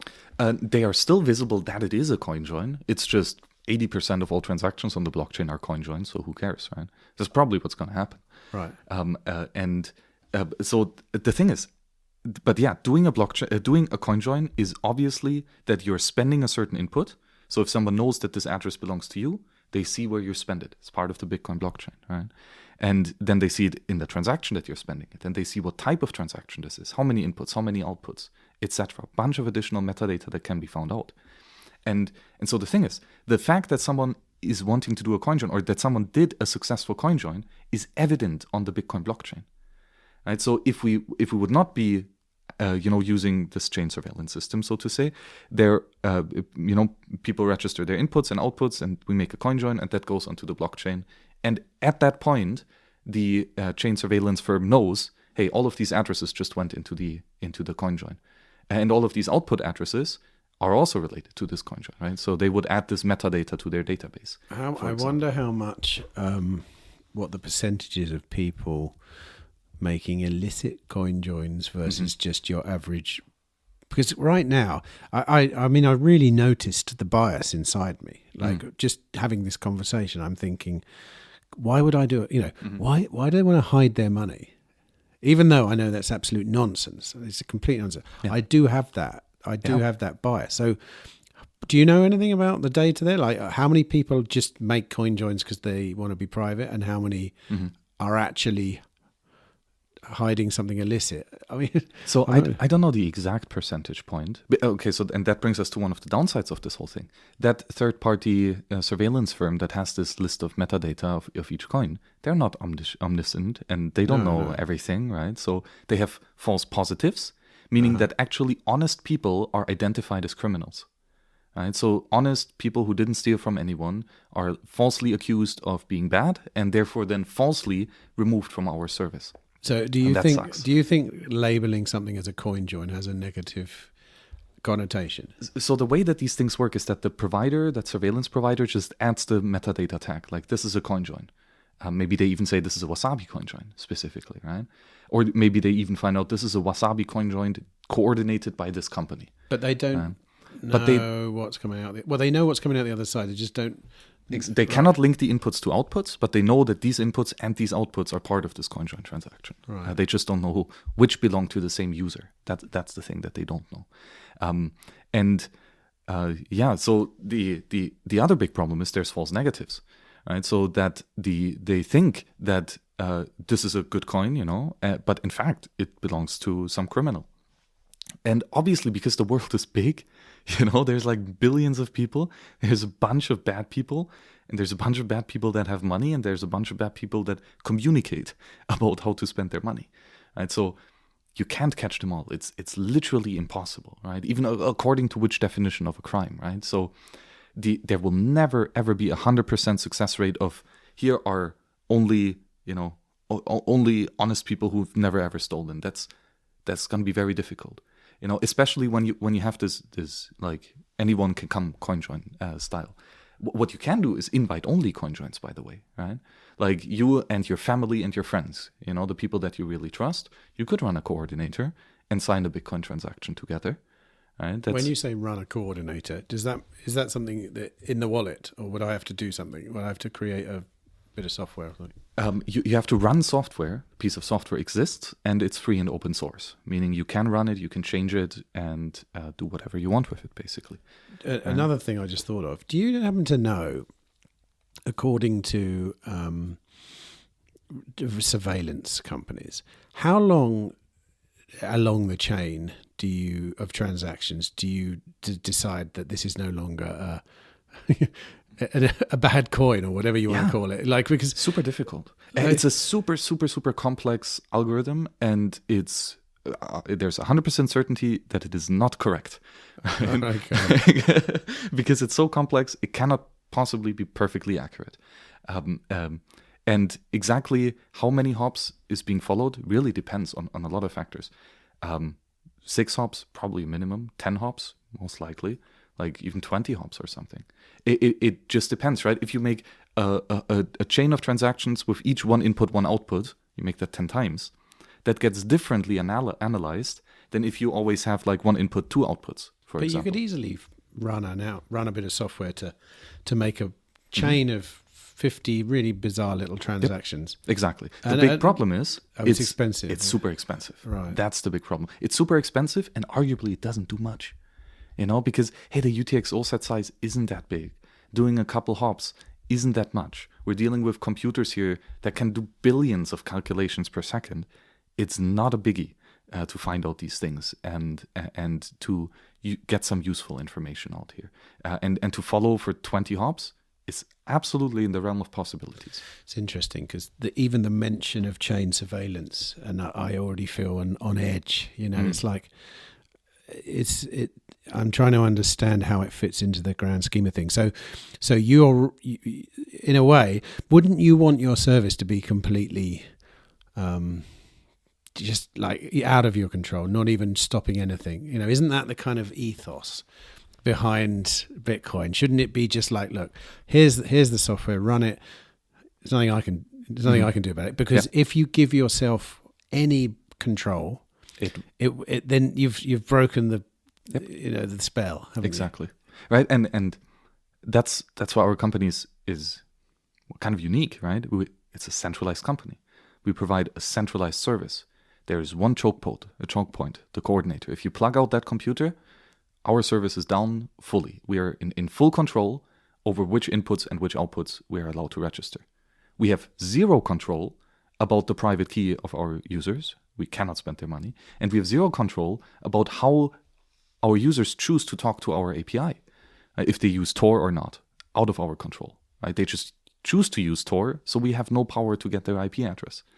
Or, like using a bunch of different details of how people use our software so that we get little information about it. Right? There are decentralized versions then, are there? No, in fact, none up and running. When we're talking about CoinJoin, we looked into decentrally coordinated CoinJoins, and they're a pain in the ass. They're incredibly complex, they're incredibly slow and expensive, and they're easy to fail, basically. But doing things centralized is a lot easier. You need if say you went out, say there was you could only do CoinJoins via your software, right? And you were, I don't know, something happened. You're all in jail. You were put in jail. The website came down, but I had a copy of the software. All I have to do is host it somewhere, and then people can come. Yep. I'm the central point where everyone meets and starts mixing their coins up. Exactly. Yep. Right. So that's the thing, right? The software, both the client and the backend server, is free and open source. So people can and do run it. And I have no power over the computer of other people and to change the software that they run. If I run it, though, do I get the payment for the CoinJoin? If you configure your software to demand a payment, right? You can say, I charge 0 fee, and the client would be happy. Right? Yeah. But it's your computer, it's your service that you provide, etc. You have to get people to come, obviously. So that's the big thing, right? There's no way to do this in a decentralized way. So there's what's a CoinJoin coordination process, and why does it have to be, or why is it centralized, and why is it difficult to do it decentralized? It's a consensus problem, right? We have hundreds of people who want to sign a Bitcoin transaction together. The thing is, if one tiny bit, a piece of information of this transaction is different for one of the users, his signature will be different and not valid. So we need to make sure that all of these hundreds of users have exactly bit for bit the same transaction that they're about to sign. Right? And then if one of these people fails to sign for whatever reason, it's an invalid transaction and we did not have success. So we need 100% consensus and agreement on this is the transaction that we sign, and everyone signs it. Now, how do we get the consensus over which exact piece of data to find? That's a super, super, super difficult problem if you don't trust anyone else. That's the Byzantine generals problem, right? How can we get a single source of truth if we have malicious people in our group and unreliable connections, so that messages that we send might get lost and never reach people? It's incredibly, incredibly difficult. Satoshi managed a way to find the single source of truth over all of the transactions in the history with the Bitcoin and the proof of work algorithm, etc. Crazy complex solution. Our solution, and we could do something like this for CoinJoins. CoinJoin, CoinShuffle and CoinShuffle++ are decentralized CoinJoin coordination protocols. We looked into them. Super difficult to do them good and to do them at scale, with large number of users. Doing things centralized is way easier. It just is way easier because that one coordinator says, this is the input, this is the output, this is the ordering, that's it, full stop. And if we all agree with that coordinator and we just basically follow the transaction he proposes, of course after validating it, right? Then we have an easy way of consensus, because the consensus is just do whatever the coordinator says as long as you're not losing money. And is there any, because you're a centralized entity, one of the things people say is, well, if you get hacked, then everything belongs to someone else. Mm-hmm. Is there any difference between what a chain analysis company can see and what you can see? That's a good question. Well, there is interesting metadata that we get, like, for example, what was the timing of the actual requests? How when different users talk to us, what was the time in between those talks? And maybe we could use this information, in some fancy way. But even the client prevents against this, right? Because the client uses randomness in how frequently, or what's the delay between each time he talks to the coordinator. That's a random choice. And so that makes all of this additional metadata quite difficult. And I'm sure that if a dedicated an analyst would get access to our logs and everything that we knew, that he would probably find out something useful that he would not have found out if he didn't have our stuff. But still, it shouldn't lead to the de-anonymization of users.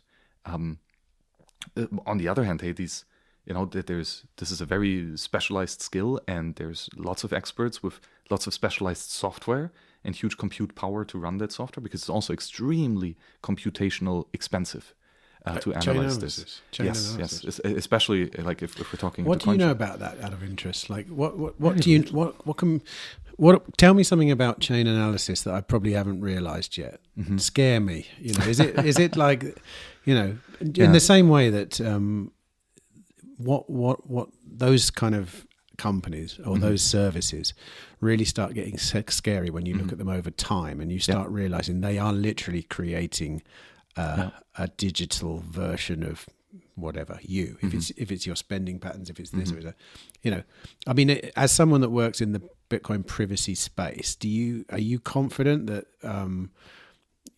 they're going to win? You're going to win? Who? Oh, they have no chance. No chance. No chance. But right now they're winning. Like, if you're not using CoinJoin, assume that every Bitcoin payment that you've made is tied, or every Bitcoin that you've made in the same wallet, especially that, is tied to one entity. And if you one time revealed if you did one of the transactions with this wallet to your publicly related identity, for example, you posted an address on Twitter, or you used a KYC exchange, then all of the payments that were done in this wallet are not just tied to each other; they're also tied to your your identity. You're saying that they can tie different addresses in the same wallet together without knowing the without having the XPub or anything, just by looking at the Bitcoin blockchain. Really? Yeah. It's pretty bad. Really? I thought that was the whole point of not revealing your XPub. By the way, let's explain what an XPub is. So a Bitcoin wallet is a very large number of addresses, which are the long strings of numbers. And that's where your transactions reside, on those different addresses.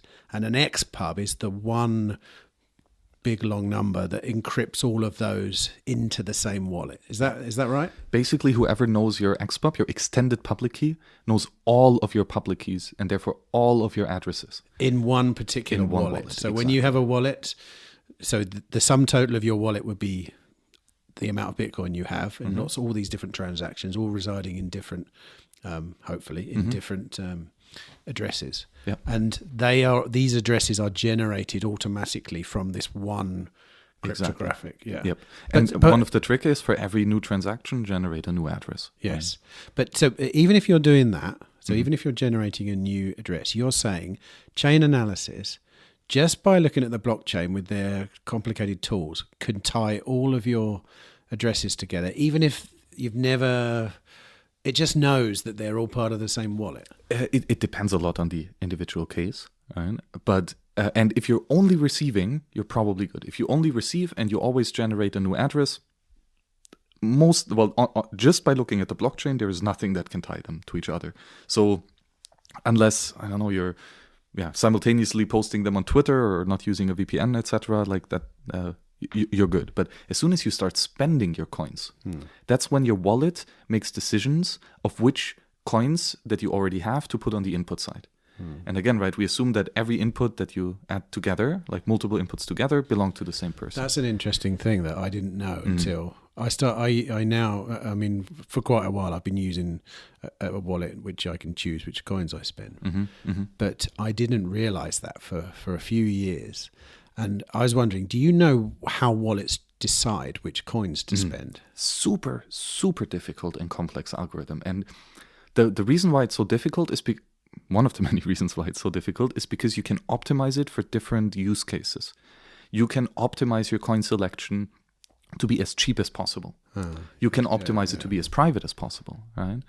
You can optimize it to, send arbitrary amounts of money, for example. There's many different ways that you could choose or do coin selection. It's incredibly, incredibly complex. And that's why most software developers just made it easy. They just did something that worked, but it maybe was more optimized for cost, for example, right? And they completely disregarded privacy. Most wallets right now have coin selection that does not give a flying fuck about privacy. They make zero reasonings about which coins should be selected based on how that affects your privacy.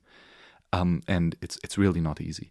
And even if you would do a good job at it, just by the fact that you're alone making a transaction and that this common input ownership heuristic works out, if you do that across multiple transactions, you have to be a ninja to do this type of coin selection in your head correctly. Do you know how much it would cost you to be making, say, as a percentage of your spend?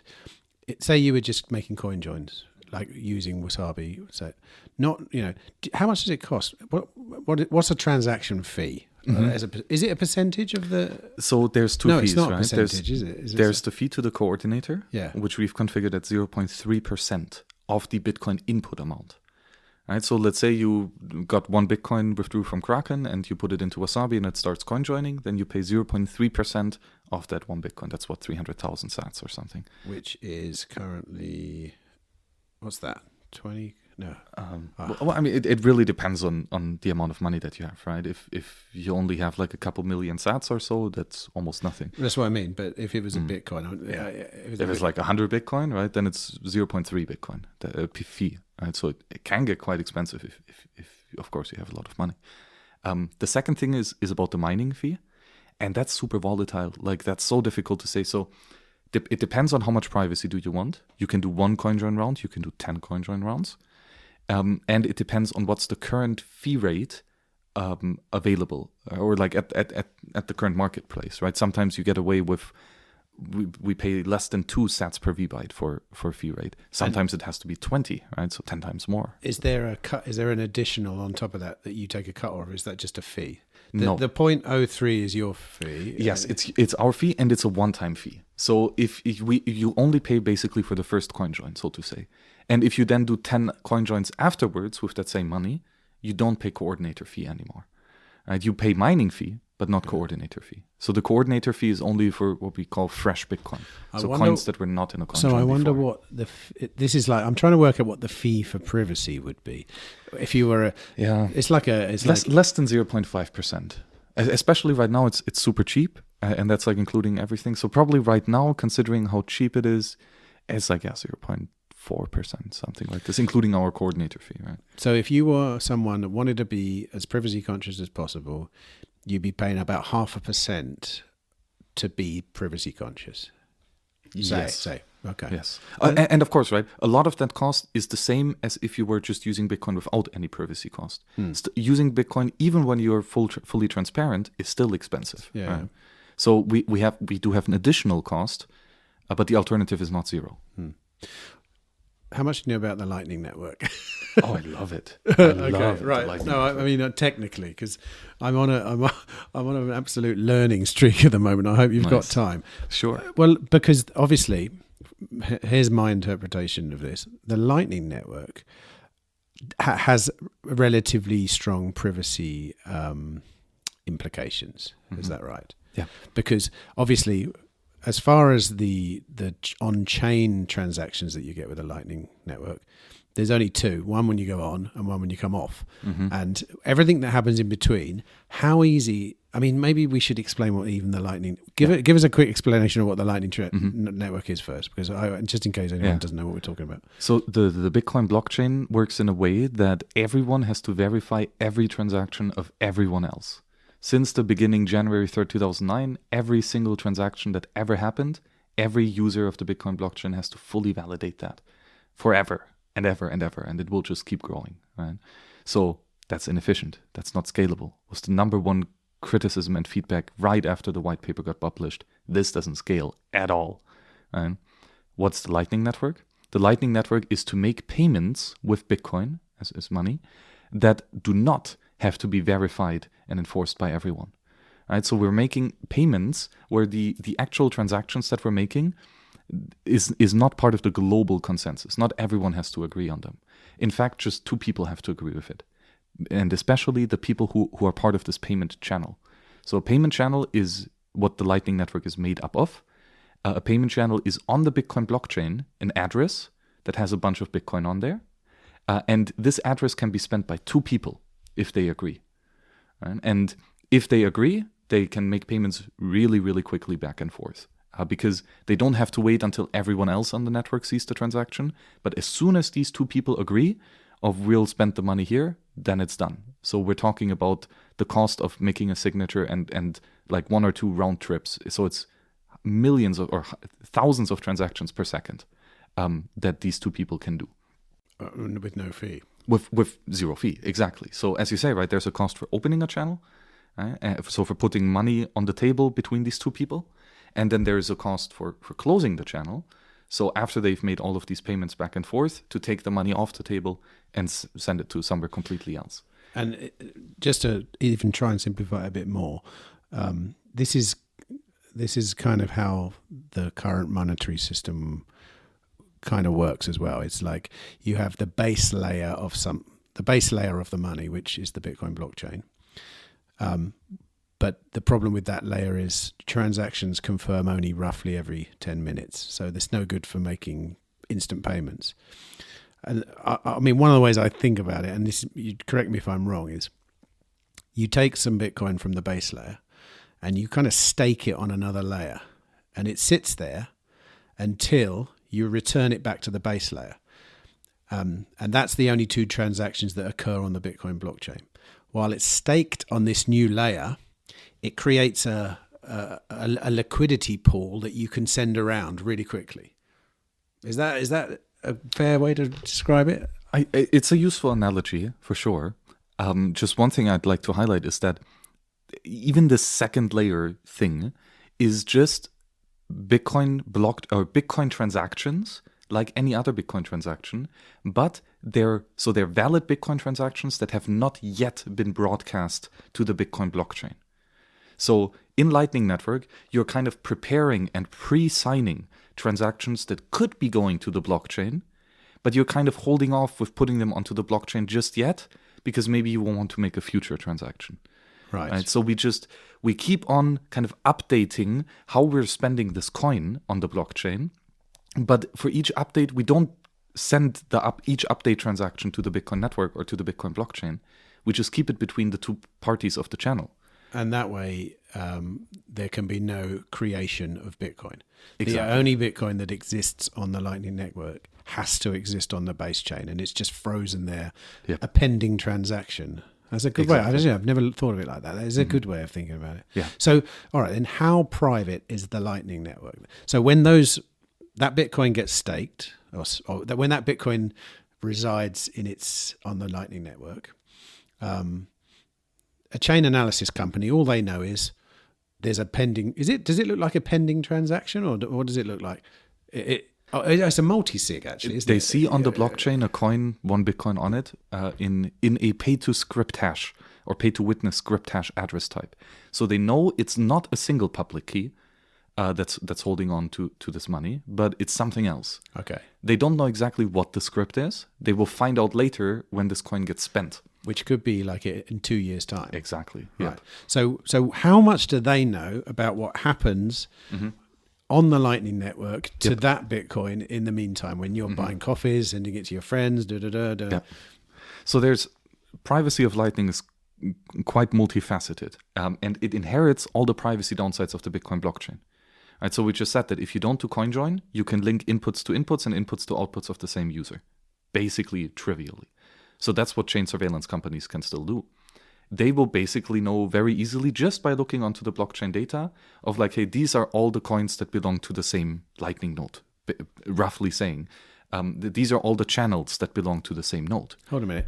There's no block explorer for the Lightning Network, though. No, but they're just looking at on-chain data right now, right? They're just saying, hey, here are all of these pay-to-witness script hash coins.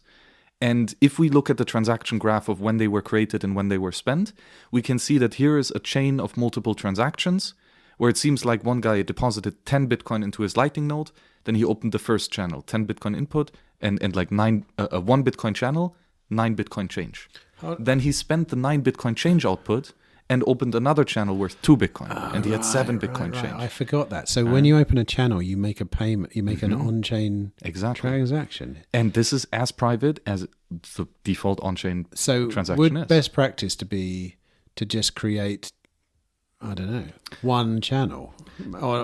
Exactly. If you create one channel, right? So let's say you deposit 1 Bitcoin into your Lightning wallet, and then you open a channel of exactly 1 Bitcoin. So you don't get a change output. So your channel opening transaction has 1 input and 1 output, right? And so there's no future transaction to be opened, right? So that's one benefit that you could do. Gets really expensive if you consider the whole thing of how much block space you need to use in order to prepare it that you never get a change output when opening a channel. It's not cheap, block space wise. Of course, the other alternative, as we already discussed, is coinjoins. Right? You could open a channel, later make a coinjoin transaction, then open a channel, make a coinjoin transaction, etc.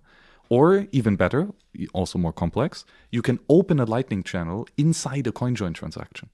So the actual Lightning channel is a 2 of 2 multi-signature on the output side of a coinjoin with hundreds and hundreds of other inputs and outputs. I can't get my head around that. I don't understand.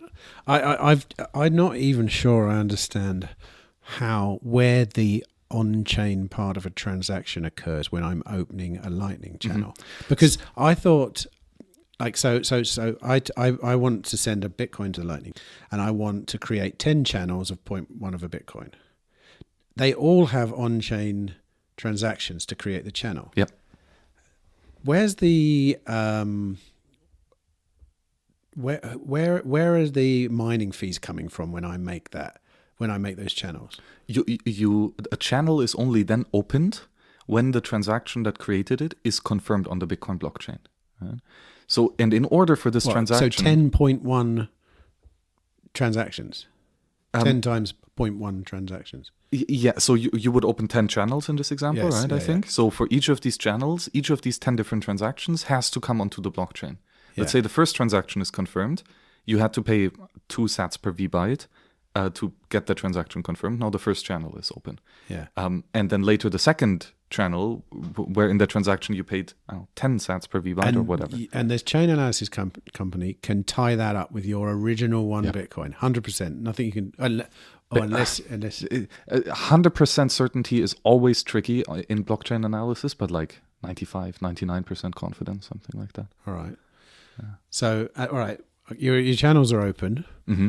How much do they know about what you're sending backwards and forwards in those channels? Yes, then there is the question of whom do you send the payment to?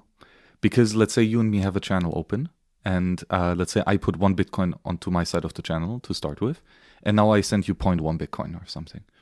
The only one that know about this transaction is you and me. There's no blockchain trace yet. We didn't talk to any other computers. It was just my computer talking to yours, and so nobody else actually knows about you're this. Using a custodial Lightning wallet, maybe? Well, yeah. If you're using Wallet of Satoshi, they have some data. Then you have 0 Bitcoin at all, right? It's a custodial money warehouse, and the bank uses the Lightning network. Right. Okay. So that's the difference. You don't use the Lightning network personally in Wallet of Satoshi or any of the others, right? But in that case, is there some privacy? Sure. That's quite good privacy, isn't it? If I put a Bitcoin on Wallet of Satoshi and spent, it's just some database spending it. It's like... Yep. The bank knows everything about you. Yeah. They know that one user has 1 Bitcoin in here, and these are all the transactions that he made. So you have no privacy against the bank, but against an outside observer, blockchain-wise, yeah, it's pretty good, actually. Of course, like that's what these custodial mixers are, by the way. So mixer is very different from a coinjoin. A mixer is when... Are we talking on the base chain here? That's base chain, exactly. Yeah. And that's just where multiple users send money to a company. So the company has the private keys. The users no longer have the private keys. Right? But now the company is kind of collecting money from hundreds of users and later sending out the money back to the users. But because there were hundreds of users involved in here, it's no longer easy to, again, link that this user deposited into the bank here and withdrew from the bank here. Those deposit and withdrawal transactions become difficult to link. But of course, not just can the bank spy on you and they know exactly when you went in and when you went out, they can also run away with all of your money. Right. And so that's a really risky service then. Okay, so Loosely speaking, I'm trying to work out how private the Lightning network is if it's just someone using it, So- like something. So yeah, if you make a payment to your direct channel partner, it's for all intents and purposes anonymous. Nobody else knows that you're making this payment, right? People know that you've opened a channel to that person. People know when you close the channel with that person, but they have no idea about how many transactions did you make in between. Right? And did you send 1 million times back and forth, one sat, or was it less frequent? Nobody knows. But of course, you don't just want to make payments to the people whom you've already made an on-chain transaction with to open the channel. Otherwise, you would just be making on-chain transactions, basically, again, to everyone. So the key inside of the Lightning Network is not just to open these payment channels, that's an older concept, but specifically to open them in such a way that you can make a payment through someone else's payment channel. Right? So let's say we two have a channel open, but I don't want to pay you, I want to pay Peter. And you might have a channel open to, let's say, Titus, and Titus has a channel open to Peter. Right? And now I can pay Peter under the condition, by giving you money, but under the condition you only get the money if you forward it to Titus, and you set up with Titus that he only gets the money if he forwards it to Peter. Right? And then Peter is the one who actually should get the money. And Peter and I are talking, and we're negotiating this whole thing, and then Peter gets from Titus the response of, hey, here's money. Do you want it? Titus says yes. Peter says yes, which means Titus pays to Peter, you pay to Titus, and I pay to you. And all of this happens atomically. Yeah, and that's why in the old days, a lot of times transactions would fail because they couldn't find a route to the person that they wanted it to. And not only that, but the route has to have the same liquidity the whole way. That was the problem. But it's not much of a problem now. I mean, I sent 300 quid's worth of Lightning Bitcoin to my daughter the other day, and it just went straight through. No problem. So. And that was on Wallet of Satoshi. That was like, mind you. Well, but if she has Wallet of Satoshi, no, she didn't have Wallet of Satoshi. No, it went to Blue Wallet, which it's another custodial. I know, thing, but right? it still had to go over the Lightning Network, didn't it? Well, but most likely, so these two banks, quote unquote, Blue Wallet and Wallet of Satoshi, these money warehouses, most likely have a direct channel with each other, because there's a bunch of users in between them that send back and forth. It was no fee for. Actually, it's interesting. I only just discovered the other day, a few days ago, that Blue Wallet's Lightning Wallet was custodial. Yeah, I didn't know that because I've been giving my kids pocket money in Bitcoin for years, and I set them up because they it's a really visual UX Blue Wallet. It's really good for kids. It's like a bank. You can see. But yeah, now I'm going to switch their savings really. Yeah, I'm going to switch it to on-chain in Blue Wallet because I didn't know that. Yeah, it's been 3 or 4 years and I didn't realize. It's quite scary, right? The differentiation between the actual base money and the money warehouses isn't as clear cut in Bitcoin from the user-facing side, and most people just don't know what it actually means. They don't know that they have a custodial wallet, and they don't know what it means until people run away with your money, and you're like, oh shit, what do you mean all my Bitcoin is gone? Or when they're in El Salvador, they realize that Wallet of Satoshi works every single time, and a lot of the other ones don't. Sure. And it's here's my take, and I'm probably being a bad Bitcoiner here, but I don't mind keeping a few hundred quid on Wallet of Satoshi, and I'm prepared to lose that $200 or whatever, because it's so bloody good at what it does. Sure. Yeah. And this is also nothing new, and I think it's also nothing bad. Gold, for example, great money, right? Lovely. You can self-custody it. It's awesome. It's just also heavy. And if you want to guard it, you need a metal box and a guy with a gun standing in front of it. And then you need to move that. So you need like 6 horses to pull the thing. So it's expensive to move gold. It's costly to move gold. That's known as demurrage cost. The cost of holding and spending the money, moving it physically. In the world of gold, quite expensive, high demurrage cost. So what do? You move your money into a money warehouse. You move your gold coin once, very heavily, lots of guards, lots of guns, etc. You move them into the vault. There it doesn't move anymore. And you get a paper certificate saying that whoever has this paper gets access to the gold. Right? And now you can move away, like you have a tiny piece of paper worth, 10 kilos of gold, and you can easily pass it back and forth. The demurrage cost of spending that money substitute, that money certificate, that piece of paper, the cost of spending that, way cheaper. Do you think there's a time in the future where non-custodial Lightning is very simple? Sure, it will be very simple. It will still be costly, I think. That's the kicker. I think Bitcoin blockchain transactions will be insanely expensive. Utterly insanely expensive. Well, they would have to be, especially in the distant future, because the miners are going to need paying with something, aren't they? Yeah. And it's just that this is a global consensus system for the planet. Now we have 8 billion people, hopefully soon a bunch more. There's not much block space because we need to verify every transaction that everyone ever makes 8 billion times. Does that mean there'll be another layer on top of Lightning then, or whatever? There will be custodians. Yeah. The demurrage cost of spending Bitcoin on the blockchain is going to be utterly expensive. So many people will be priced out of it, meaning they will prefer to not make blockchain transactions. So they will go into something like Lightning, which reduces the amount of blockchain transactions that you need to make. You're still making them, right? And then basically the next step is to go into a money warehouse. Now that can be a single centralized money warehouse like Blue Wallet or Wallet of Satoshi, etc. Or that could be a federation. Right? Fedimint, for example, or Liquid, the sidechain, is, in my opinion, a money warehouse that's federated. Right? So you put your Bitcoin, your base layer money, not just to one company, but to like 5 out of 7 companies. And you get a paper receipt that's signed by 5 out of 7 of these companies. And now you can move it whenever 5 out of these 7 collaborate. So one bank alone cannot steal your money. It has to be 5 banks together that collaborate in order to spend that money again. So Bitcoin will enable that, federated money warehouses, but because of the high demurrage cost of Bitcoin and Lightning, using Lightning is going to be expensive too. Now we can say it's fast and cheap and free, just like we said at the beginning of the Bitcoin blockchain days. It's fast and free and completely gratis and fully anonymous. Turns out it's not. Same with the Lightning network. I mean, the picture you paint there in the future is don't we run the risk of having all the same problems of the current system, or paper Bitcoin everywhere, because no one can afford to spend real Bitcoin. Because one of the things I've always thought is, what I like about Bitcoin is that at the end of the day, I can spurn paper Bitcoin because I can just demand real Bitcoin because I can work it out myself. Yep. But what if I can't afford the transaction?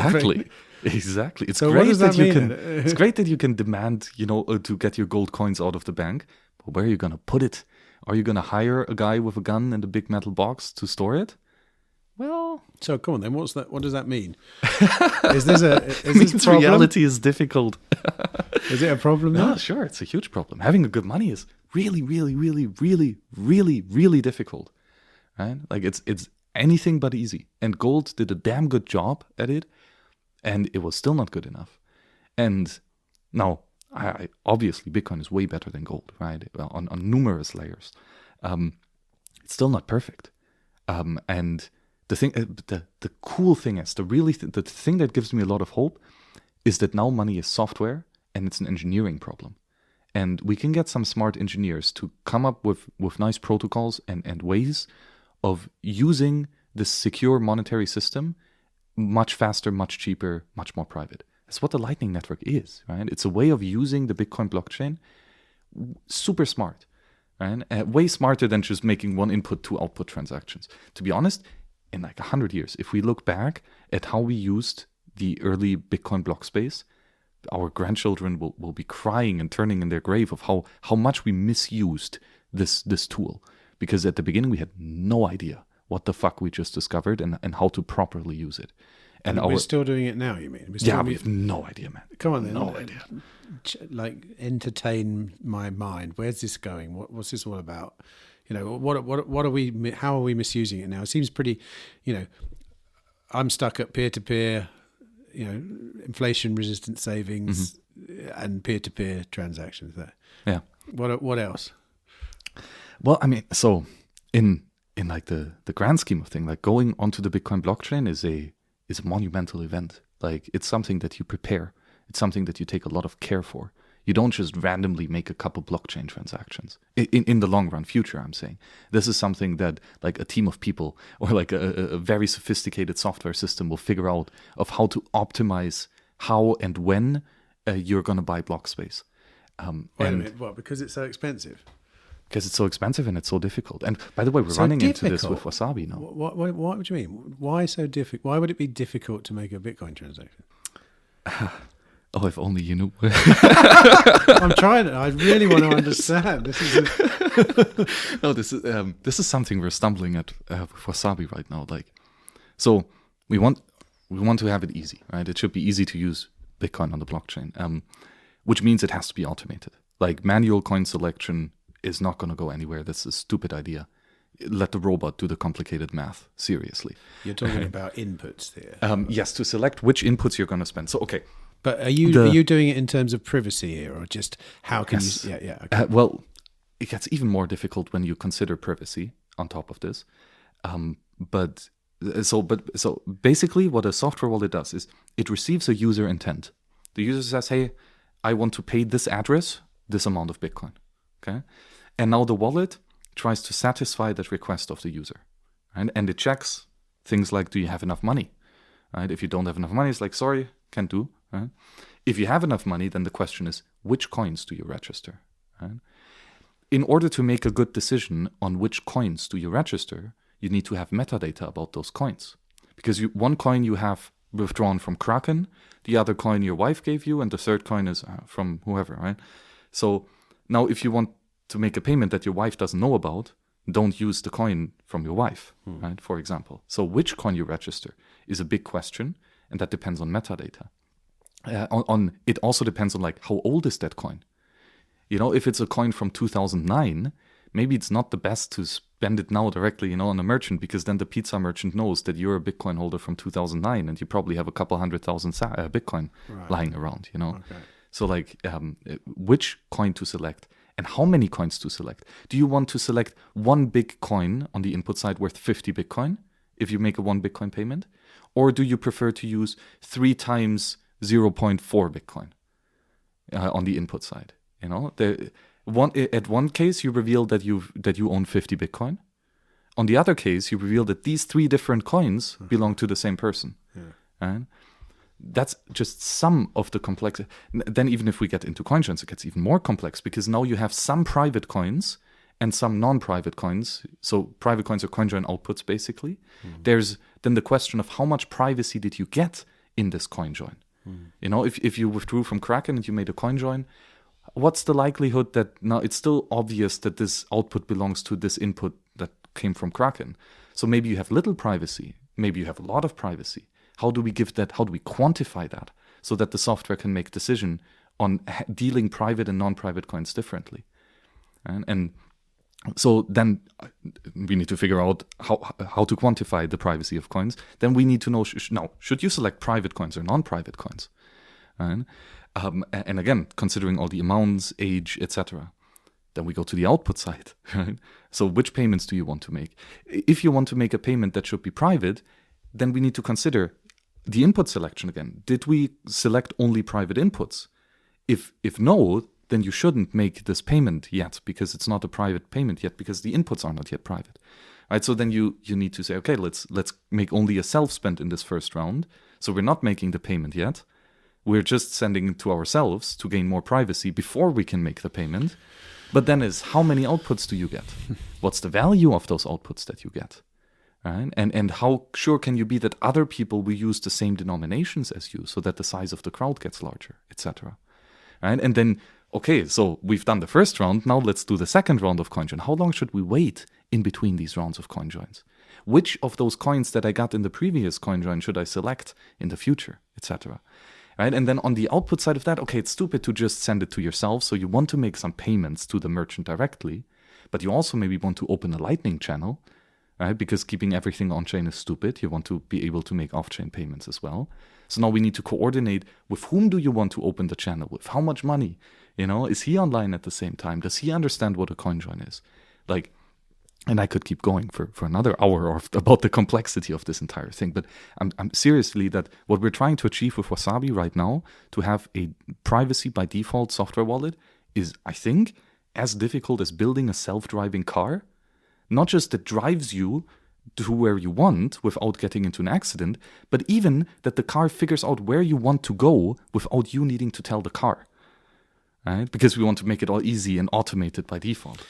So it's bloody difficult. Isn't there an inherent danger in that in a way, by having a bit of software that knows all this, it needs to know a bunch of stuff about you in order to make the decision. Mm-hmm. So you're basically creating an attack vector right there, because you're creating We have to assume that your computer is secure and that your computer isn't hacked, etc. But what I mean is, like, in order to know how to anonymize someone, you kind of have to de-anonymize them. You know what I mean? Like, otherwise, you're... The question is, who does the computation, right? So this is, as I just laid out, incredibly complex problem. So who's trying to solve it?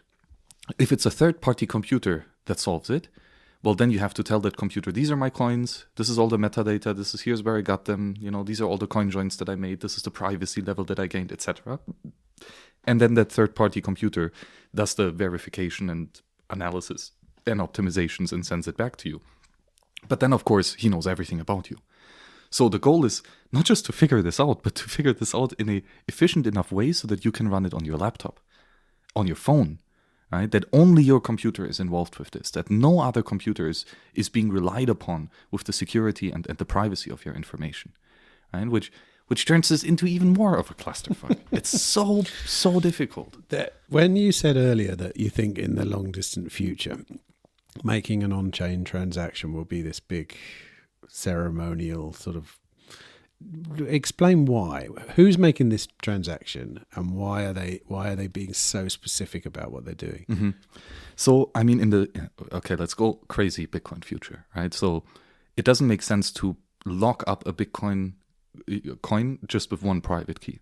Most likely you're going to have like a multi-signature where it's like 7 out of 10 private keys have to sign it. Are we talking about Bitcoin being worth like $100 million or something? It's a valuable thing. Yeah, it's a mega valuable thing. Like it already is, right? So you better protect it well.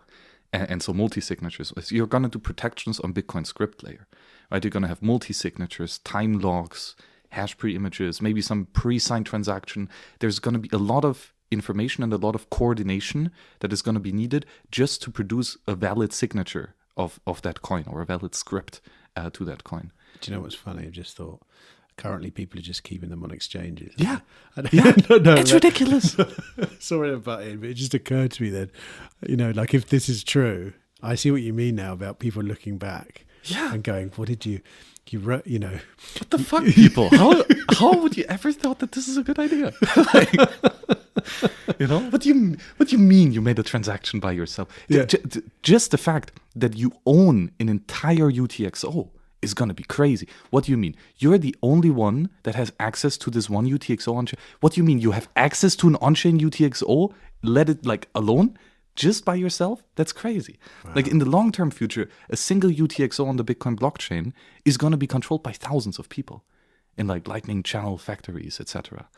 Like the fact that you own an on-chain coin Lightning Channel factories? What are you talking about? It's basically a Lightning channel, but not just with 2 people, but with hundreds of people or thousands of people. And what's the point of it? Just to create liquidity? So it's like to be more block space efficient. Because all of a sudden, instead of 1,000 people needing 1,000 outputs to open 1,000 channels, now 1,000 people get one output, and they can still open individual channels on top of that. It's kind of so, yeah. And like all of this is if you look into Lightning, for example, or just CoinJoin already, and Lightning channel factories, we're just layering and layering complexity on the coordination of generating a new Bitcoin address and spending that, and that's.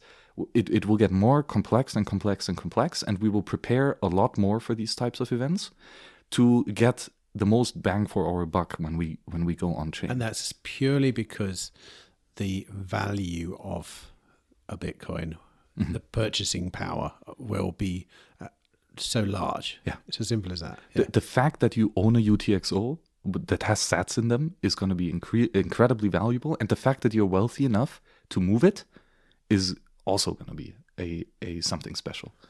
So in this distant future, say there's 15 billion people on the planet, how are most of them transacting in Bitcoin, in a hyper-Bitcoinized world?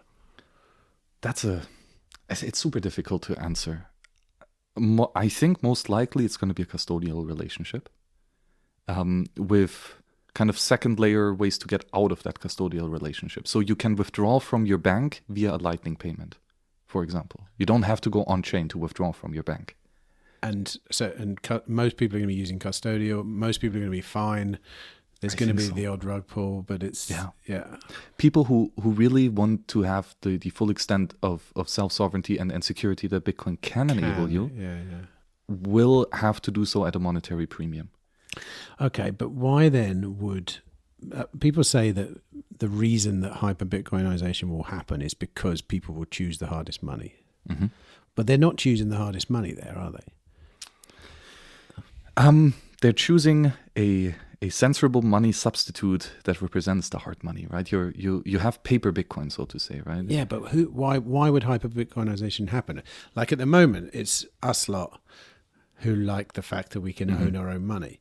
What happens if it just doesn't go beyond that? Like, I mean, it looks like there's a lot of people. Like a lot of people know about Bitcoin now, don't they? Mm-hmm.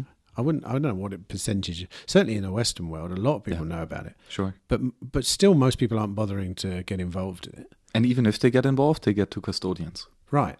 So why would hyper-Bitcoinization happen? Who's driving it? Merchants will refuse to work with you if you insult them by throwing a shitcoin into their face. And that's purely because of inflation or... No, okay.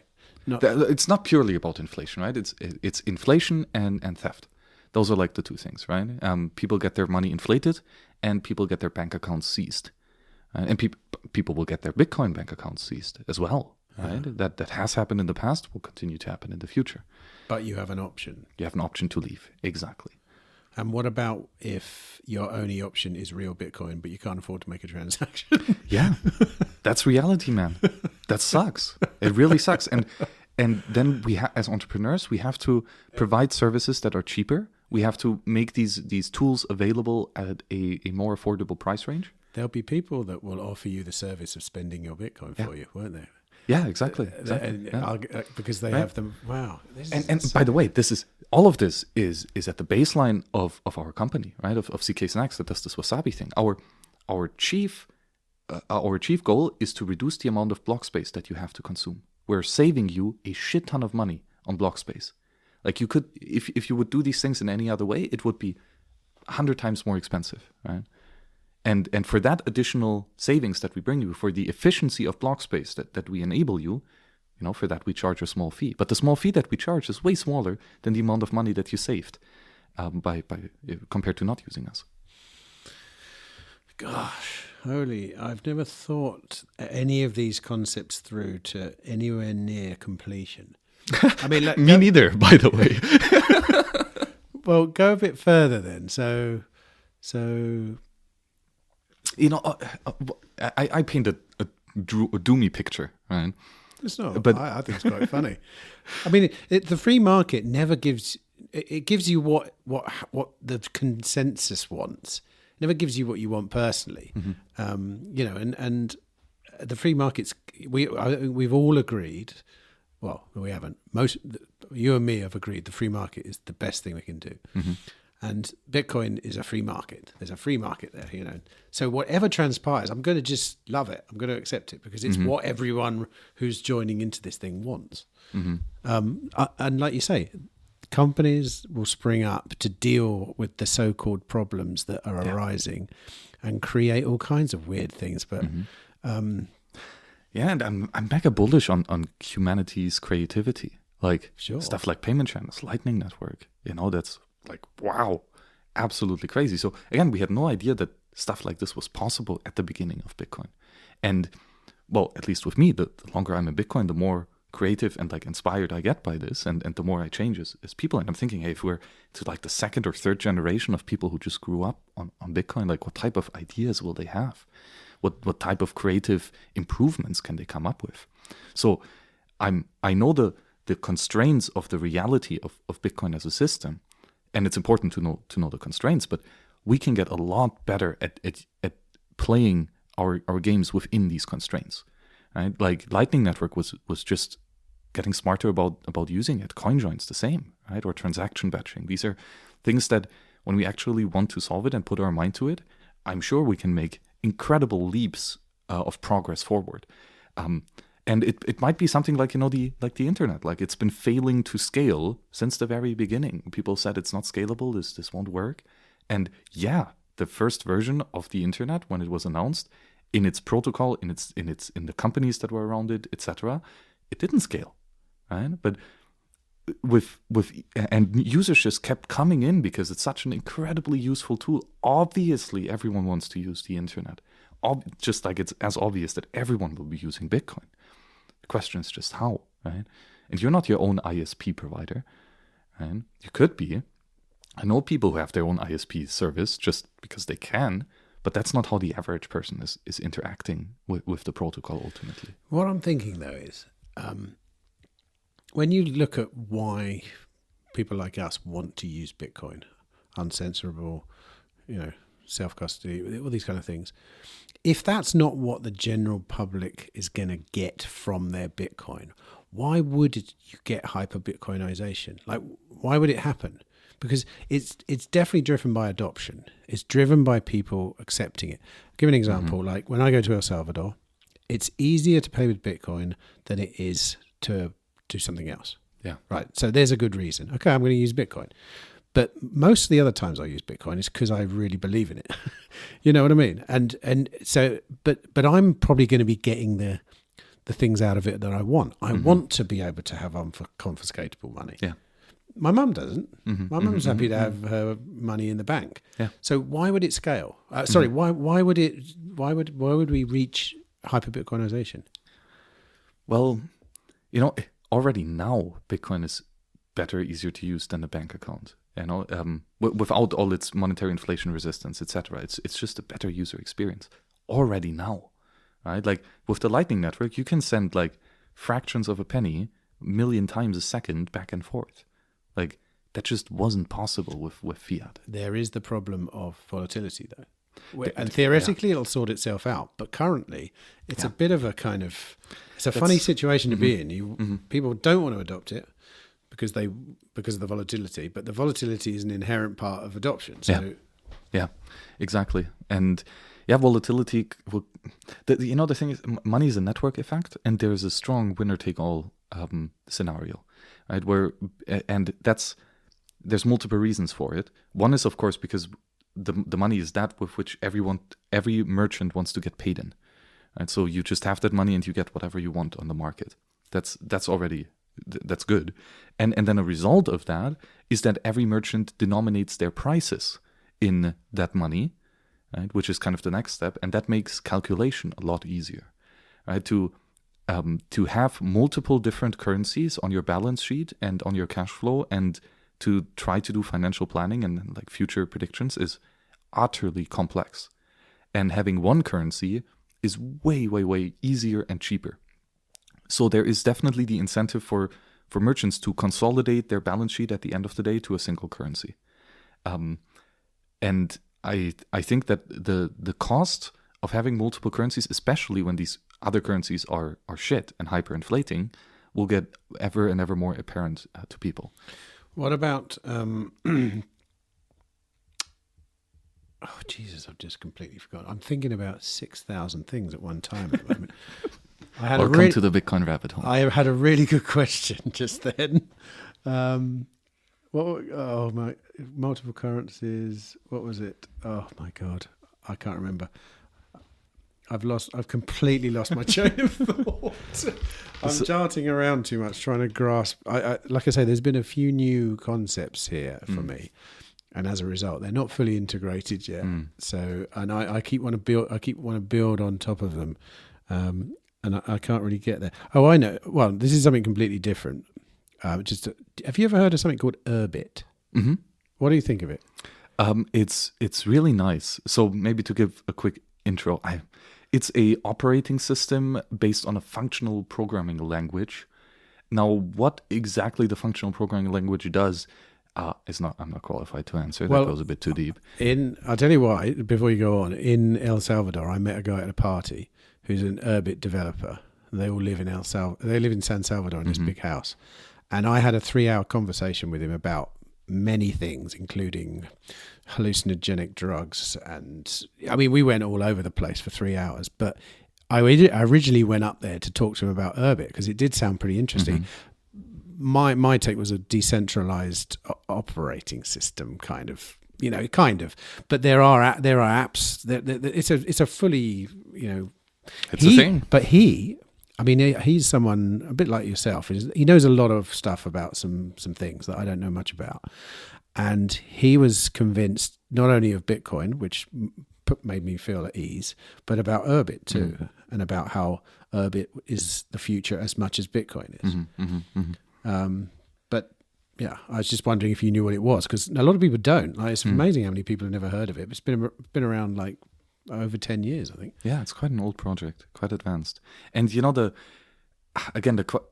big question is, who controls the computer, right? And if you don't control the computer, like the physical hardware, and the software that runs on it, then anything that you build on top of that is fragile, right? If it's someone else's computer, for whatever reason, they can shut you down. They might see everything you do. They can spy on you. They can manipulate you by sending you wrong answers or like wrong solutions to the programs that you're running, etc. It can be very manipulative, very dangerous environment. So a lot of these things that we build, including Bitcoin, only works if you have access to a good computer, like actually owning it, actually having a secure environment here. And I think, a couple hundred years, if they look back on how we did computing now, they'll probably laugh as well of how bad it is. Not just for probably the hardware could be a lot better, and then the software especially as well.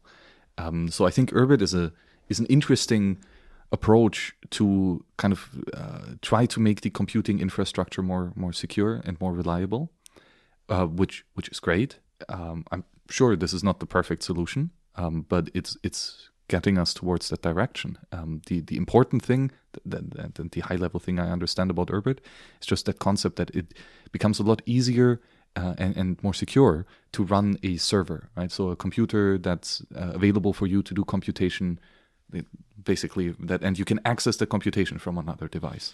And also, I think they have one protocol that's under that everything speaks to each other in a common language, whereas at the moment, if you've got a bit of software on your computer made by one company, it's very difficult to integrate it with something else, whereas I think on Urbit I just remember a lot of planets and constellations and weird videos. I mean, it was a really trippy conversation, it has to be said. I haven't never published it yet.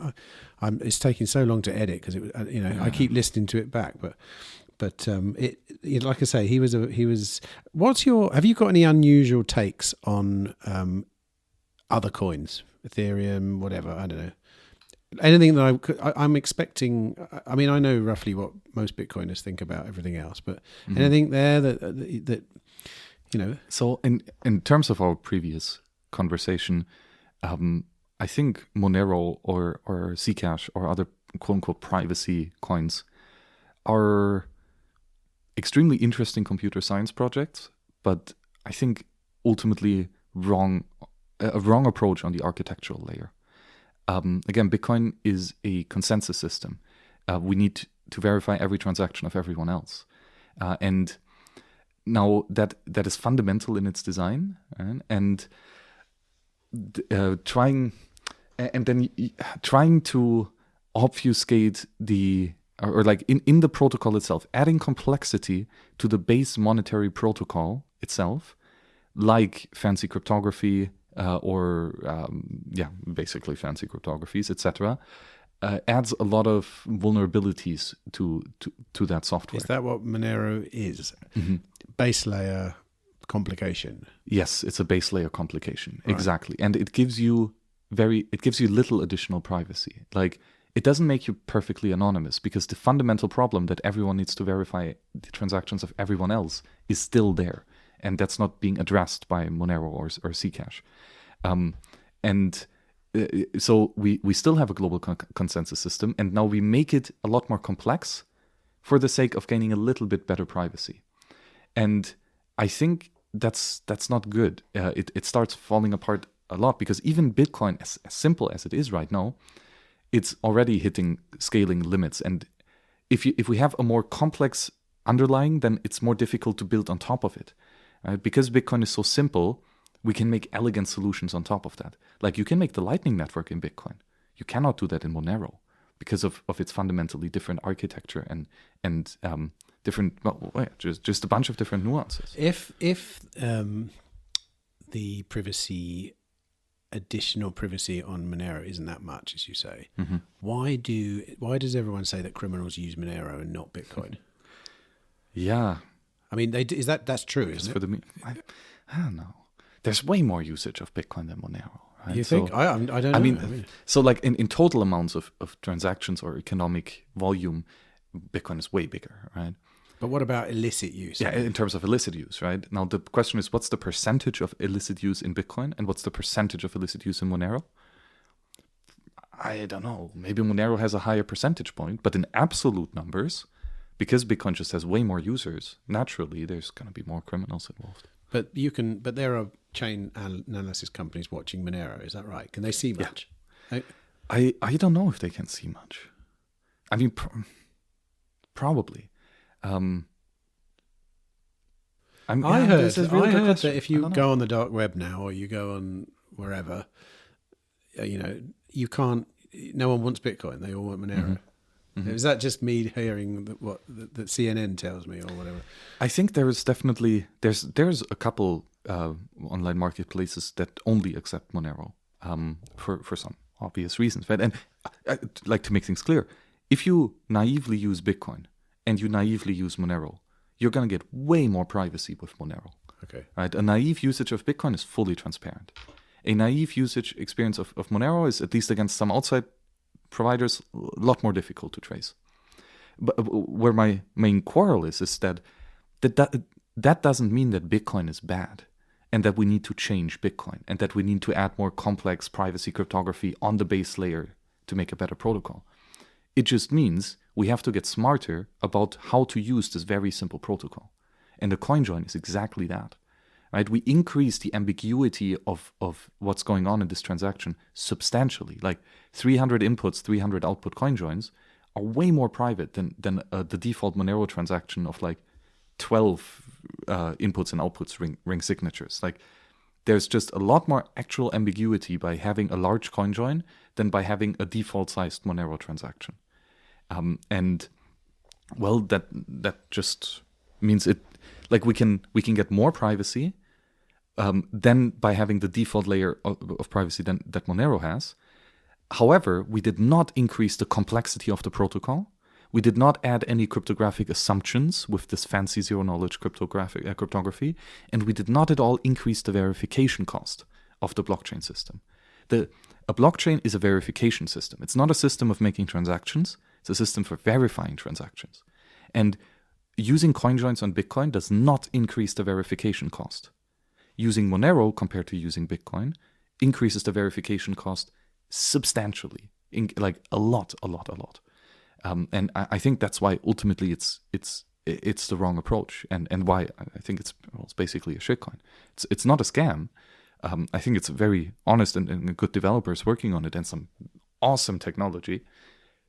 I just think that Bitcoin has the economic power and the game theoretical advantages. And because of the elegance and simplicity of Bitcoin's protocol, we can get smarter about how we use it and get substantial amounts of privacy in it already without any changes. Something that the Urbit guy I spoke to said was he'd worked on Ethereum in the past, and one of the things he said that I remembered that struck a chord was that Bitcoin's inevitability is not inevitable.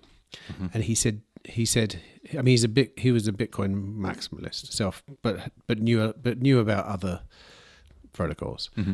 And he said, Ethereum is direct competition to Bitcoin, not in the fact that they do the same things, but in the fact that the current system that we live under is probably going to co-opt Ethereum. So it is competition, because if they can get that going, they have, what do you think about that? Is that true? Do you think Bitcoin's inevitable? No, I think that you could make or break Bitcoin. I don't think it's inevitable at all. And I think if we wanted to, we can destroy Bitcoin, surely. Like, but look, how? What's the biggest threat to Bitcoin? People not caring to use it. Spend it or use it? Is hodling using it? Yeah, hodling is using it. Getting paid in it and saving it for and making the future payment with it. Like, those are kind of the three uses of money, right? So no, I like for. But it's never going to not exist, is it? I mean, it's going to take a lot for people like you and me to just not use it. I mean, there's no alternative, is there? If you want a decentralized money. That's, by the way, another way that Bitcoin could end, or at least drift into irrelevance of there's something better. Yeah. I hope there's something better. Because Bitcoin's pretty shit if you look at it. It would be nice if we have something better. I didn't find it yet, but... Well, yeah, it would be great if there was something completely decentralized that instantly transferred. Yeah. If we could have double spending protections without global consensus, so that not everyone has to verify every transaction of everyone else, if that ever comes out, but it's way better. How is that even a problem? Like how is that even, like, I understand the Byzantine generals problem. Is that even a problem? The one you just described there? Does it have a name? Like double spending problem. The double spend. But we kind of solved the double spend problem, didn't we? With there's proof of work. There's lots of different solutions to the double spend problem, right? Like, a central database is a solution to a double spend problem, right? Just Satoshi figured it out how to have a double spend protection, in the sense of we get consensus over a certain database, blockchain, right? By allowing the ability for everyone to add messages to the blockchain, but and everyone to verify those, right? So we have a user verified system, and with open access, so that anyone can write to the system. And in order to limit the speed at which new data is being added, which would mean, so the more data gets added to the blockchain, the more people have to verify it, obviously, right? So in order to keep up with verification, we need to have a rate limit of how often can we write data there, right? And the size limit of how much data can be written there. And that's the 10-minute block time and 1 megabyte block. And isn't the 10-minute block time also to do with the speed of transfer of data around the world? Exactly. Yep. Because in a way, then there is a problem there, because if you can't take Bitcoin too far away from the Earth, can you? Because you would have to increase either the block time, which is dangerous, I suppose. I mean, I suppose you could increase the block time, but you need enough time for everyone to have consensus. But okay, so something better than Bitcoin will exist. Does that mean the digital scarcity thing can be solved again? I think so, yeah. You can solve it again. Like, so you can, because the one thing that a lot of people say about digital scarcity is it's kind of like a one-time thing. I don't know. Because people would try and preempt, if you try to create another decentralized money, people would front run the market, wouldn't they? Like, the only reason that Bitcoin evolved to be decentralized money was because no one really knew what was going on at the start, and everyone was organically opting in, and the value then sort of created itself. It was like the Immaculate Conception, wasn't it? And you could do that again? I think so. You can? Yeah. I mean, is it going to be as successful as Bitcoin was? Well, I mean, probably not. It's not going to be the same as Bitcoin was, but that it is possible. Yeah. I mean, so sure. What's the big thing that needs to be, like, for a perfect example, like Litecoin? It works. It's a scarce, rivalrous commodity. It came after Bitcoin. It's a pure copy. It changes a couple variables, but fundamentally it works. It works, but it's not being adopted. Sure, but it doesn't. Bitcoin didn't start working after 100,000 people used it. Bitcoin worked with one user. Yes, I agree. But Bitcoin's utility needs 100,000 users or whatever. It needs a lot of users. And otherwise, it is nothing. Like Litecoin is irrelevant and nothing because no one uses it. Well, but Litecoin is like now at a size that Bitcoin was 8 years ago or something, right? So if Litecoin now is a scam that doesn't exist, then Bitcoin 8 years ago is a scam and doesn't exist, Correct. But Litecoin's adoption curve is completely different to Bitcoin's. Yeah. And that's what I mean. I think that's what I'm trying to say is Bitcoin's adoption curve is a one-off invention or a one-off discovery. The UTXO set certainly is, right? Like the current UTXO set that we have is a unique history. And if you would change anything about the history, then it would be very different. But that doesn't mean that you can't find consensus on the blockchain again, right? I mean, so like, you can start a new blockchain based currency right now, right? And okay, maybe with the biggest problem with starting over again would probably be the proof of work, right? That if you have little users, you have very little compute power, so you produce little hashes per second. But then you can write specialized or build specialized computers that only do hashing for this specific hashing algorithm that you chose. And that is incredibly more efficient. And if you have a lot of existing hash power for your certain hash function, and only a small subset of this existing hash power is used actively in being hashed on this project, then you have big problems. And what can happen is like with Bcash. So Bitcoin and Bcash had the same hashing algorithm. The vast majority of the total of this hashing power was in the Bitcoin network, and a tiny minority was in the Bcash network. But because there was potential of new miners coming into Bcash, well, if like a miner that has 1% hash power on Bitcoin goes to Bcash, all of a sudden he has like 60% or something. And he can reorg the chain, he can, mine empty blocks like crazy. He can do a bunch of shenanigans that would disrupt the use of that money. And that did happen. There were actual attacks by large Bitcoin miners to make the Bcash chain unusable for all intents and purposes. And that could happen again, right, with Bitcoin. The cool thing is that, well, Bitcoin was kind of the first time where SHA-256 hashing was really proposed to be used at a large scale. There's a bunch of computers, like everyone's laptop could be doing SHA-256. So there's a huge amount of potential hashing power, but nobody noticed Bitcoin early. So it took a while until this hashing power was actually dedicated to Bitcoin. And then the specialization of computer producers came in to, produce ASICs that specialize in just this hashing. And all of a sudden, we started building more and more efficient hashing algorithms that directly went into mining Bitcoin. So the hash size of Bitcoin increased versus the potential of hash power outside of Bitcoin stayed kind of roughly the same. Right? And because ASICs are way more efficient than any laptop, by now, the vast majority of SHA-256 hashing power is dedicated to Bitcoin. So there's very little available hashing power that could be dumped into Bitcoin occasionally to mess around with things. And that's what gives Bitcoin its huge stability in the block rate production. Like 10 blocks per 10 minutes per block is pretty accurate, and the changes up and down are very small considering all things. Right? And if you would start over again, and people know about all of this, everything that we've learned with Bitcoin since, then they could probably start doing shenanigans on the mining side. But the quote-unquote only thing that would do would just mean that, okay, instead of needing to wait for 1 or 6 blocks, you need to wait for 50 blocks or something like this. You just increase the time that you wait for confirmations until you consider that transaction valid.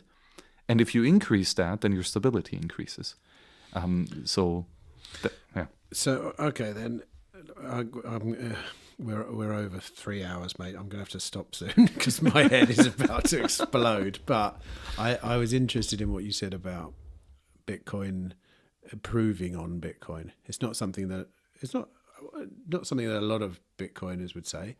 What about, is Bitcoin money? Is Bitcoin good enough money? Is there better money than Bitcoin?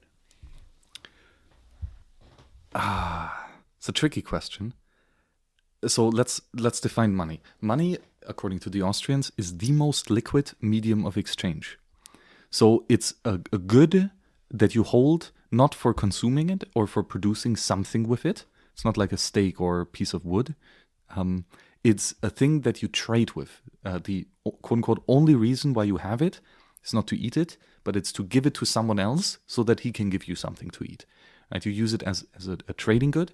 And the most liquid means that everyone, the vast majority of people in your market are demanding to get paid in that money. Right? And so for the question of, is Bitcoin money, first and foremost, is it the most liquid medium of exchange right now? No, objectively not. The US dollar is a way more liquid medium of exchange. Bitcoin right now is, if we measure liquidity based on market capitalization, it's like the top 8 or top 7th currency. So it's very liquid, but not as liquid as others. So there are, quote unquote, better monies that are more liquid. Now, why do certain things get more liquid than others? Why do certain commodities become better monies than others, or more likely to be used as money? And then we have things like, durability, divisibility, to transfer it, transferability, etc. All of these attributes of good money. And if we neutrally look at them, Bitcoin is probably winning by a landslide. Like the moneyness of Bitcoin is substantial. It has a lot of attributes that are very important for a new commodity to be established as a money. So Bitcoin is theoretically great. Practically speaking, yeah, we're getting there. But a lot of people think Bitcoin's here for thousands of years. You're not in that. You're not in that category.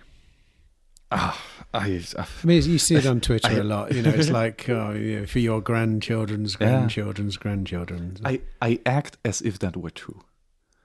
I think that it has the potential of being a very stable asset throughout centuries. There's definitely no given at all, right? Like there's a million scenarios that could happen where Bitcoin fails and it's completely forgotten. Right? So there's no certainty into the future at all. If you study the theory of money and if you study the qualities that a money needs to have, Bitcoin checks a lot of boxes. If you then look into the past and present and see how Bitcoin is being used by people, then it checks a lot of boxes. And if you see how Bitcoin changes the behavior of people, it behaves like a really good money. If it will continue to do that in the future, nobody can say that. Right? I'm pretty confident, though.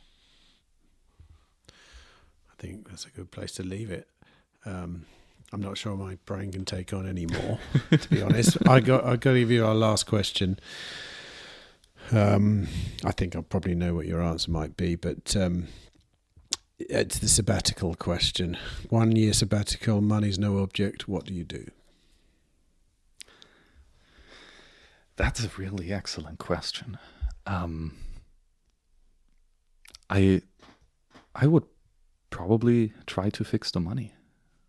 Like, that's very broadly speaking, that's like the number one thing right now. I mean, with sabbatical you mean you can't do things that it's just you can take time off, you can do anything you want. The point is, during that year you don't have to worry about funding whatever it is you want to do. Like could you fix the money in a year? Who knows? But you could build a hospital. You could do. There's lots of things you could do. Yeah, give me 1,000 great engineers and let's fix the money for the next year. If I have unlimited budget, very much. What do you mean by fix the money, though? Increasing. So stick to Bitcoin. It's the best chance we have. Increase the fungibility, meaning remove transaction history from units. That's the coinjoin. Lots of work there. then the other thing is the portability. Make it fast and cheap to transfer. And that's basically Lightning. And we need both of that together. We need to have great privacy in Lightning. And, well, yeah, 1,000 engineers in a year could maybe get like 0.1% done. So I will take it, that type of funding. Sure, I'll just write you a check. No, give us a QR code and I'll send you some Bitcoin. Well, thanks, Max. Great conversation. I've got a lot to think about now. I've got loads more questions as well, but it's dark outside. And yeah, wow. I'm going to digest it all. I'm really going to think some of these things through. But thanks for talking, mate. I really, really appreciate it. And I hope that someone else gets as much from this conversation as I did, because it was a pretty personal bunch of questions that I was asking just for me. So it's probably not the best way to. I think it's the best way. You got to scratch your own itch, you know. Yeah. That's one of the rules of free software development too, right? It's like you're the user of the software. You know how bad it is. You know where it's broken. So go fix it. You don't have to ask other people of how bad is the software. Where does it need to be improved? I know, but I'm here on as an ambassador for the Free Cities Foundation, and we talked in depth about very technical Bitcoin things, which I'm almost certain lots of people are interested in, but I don't know how many Free Cities people are. Yeah, it's a big question, right? But I mean, money is required to build a city and to live in a city. And good money makes a city a lot better. So any free private city organizer or enthusiast has to, get smart about the money and get better about building it and using it, especially. Yeah. Great. Well, thanks a bunch, Tim, for the invite. No problem. See you next time. Bye-bye. Bye.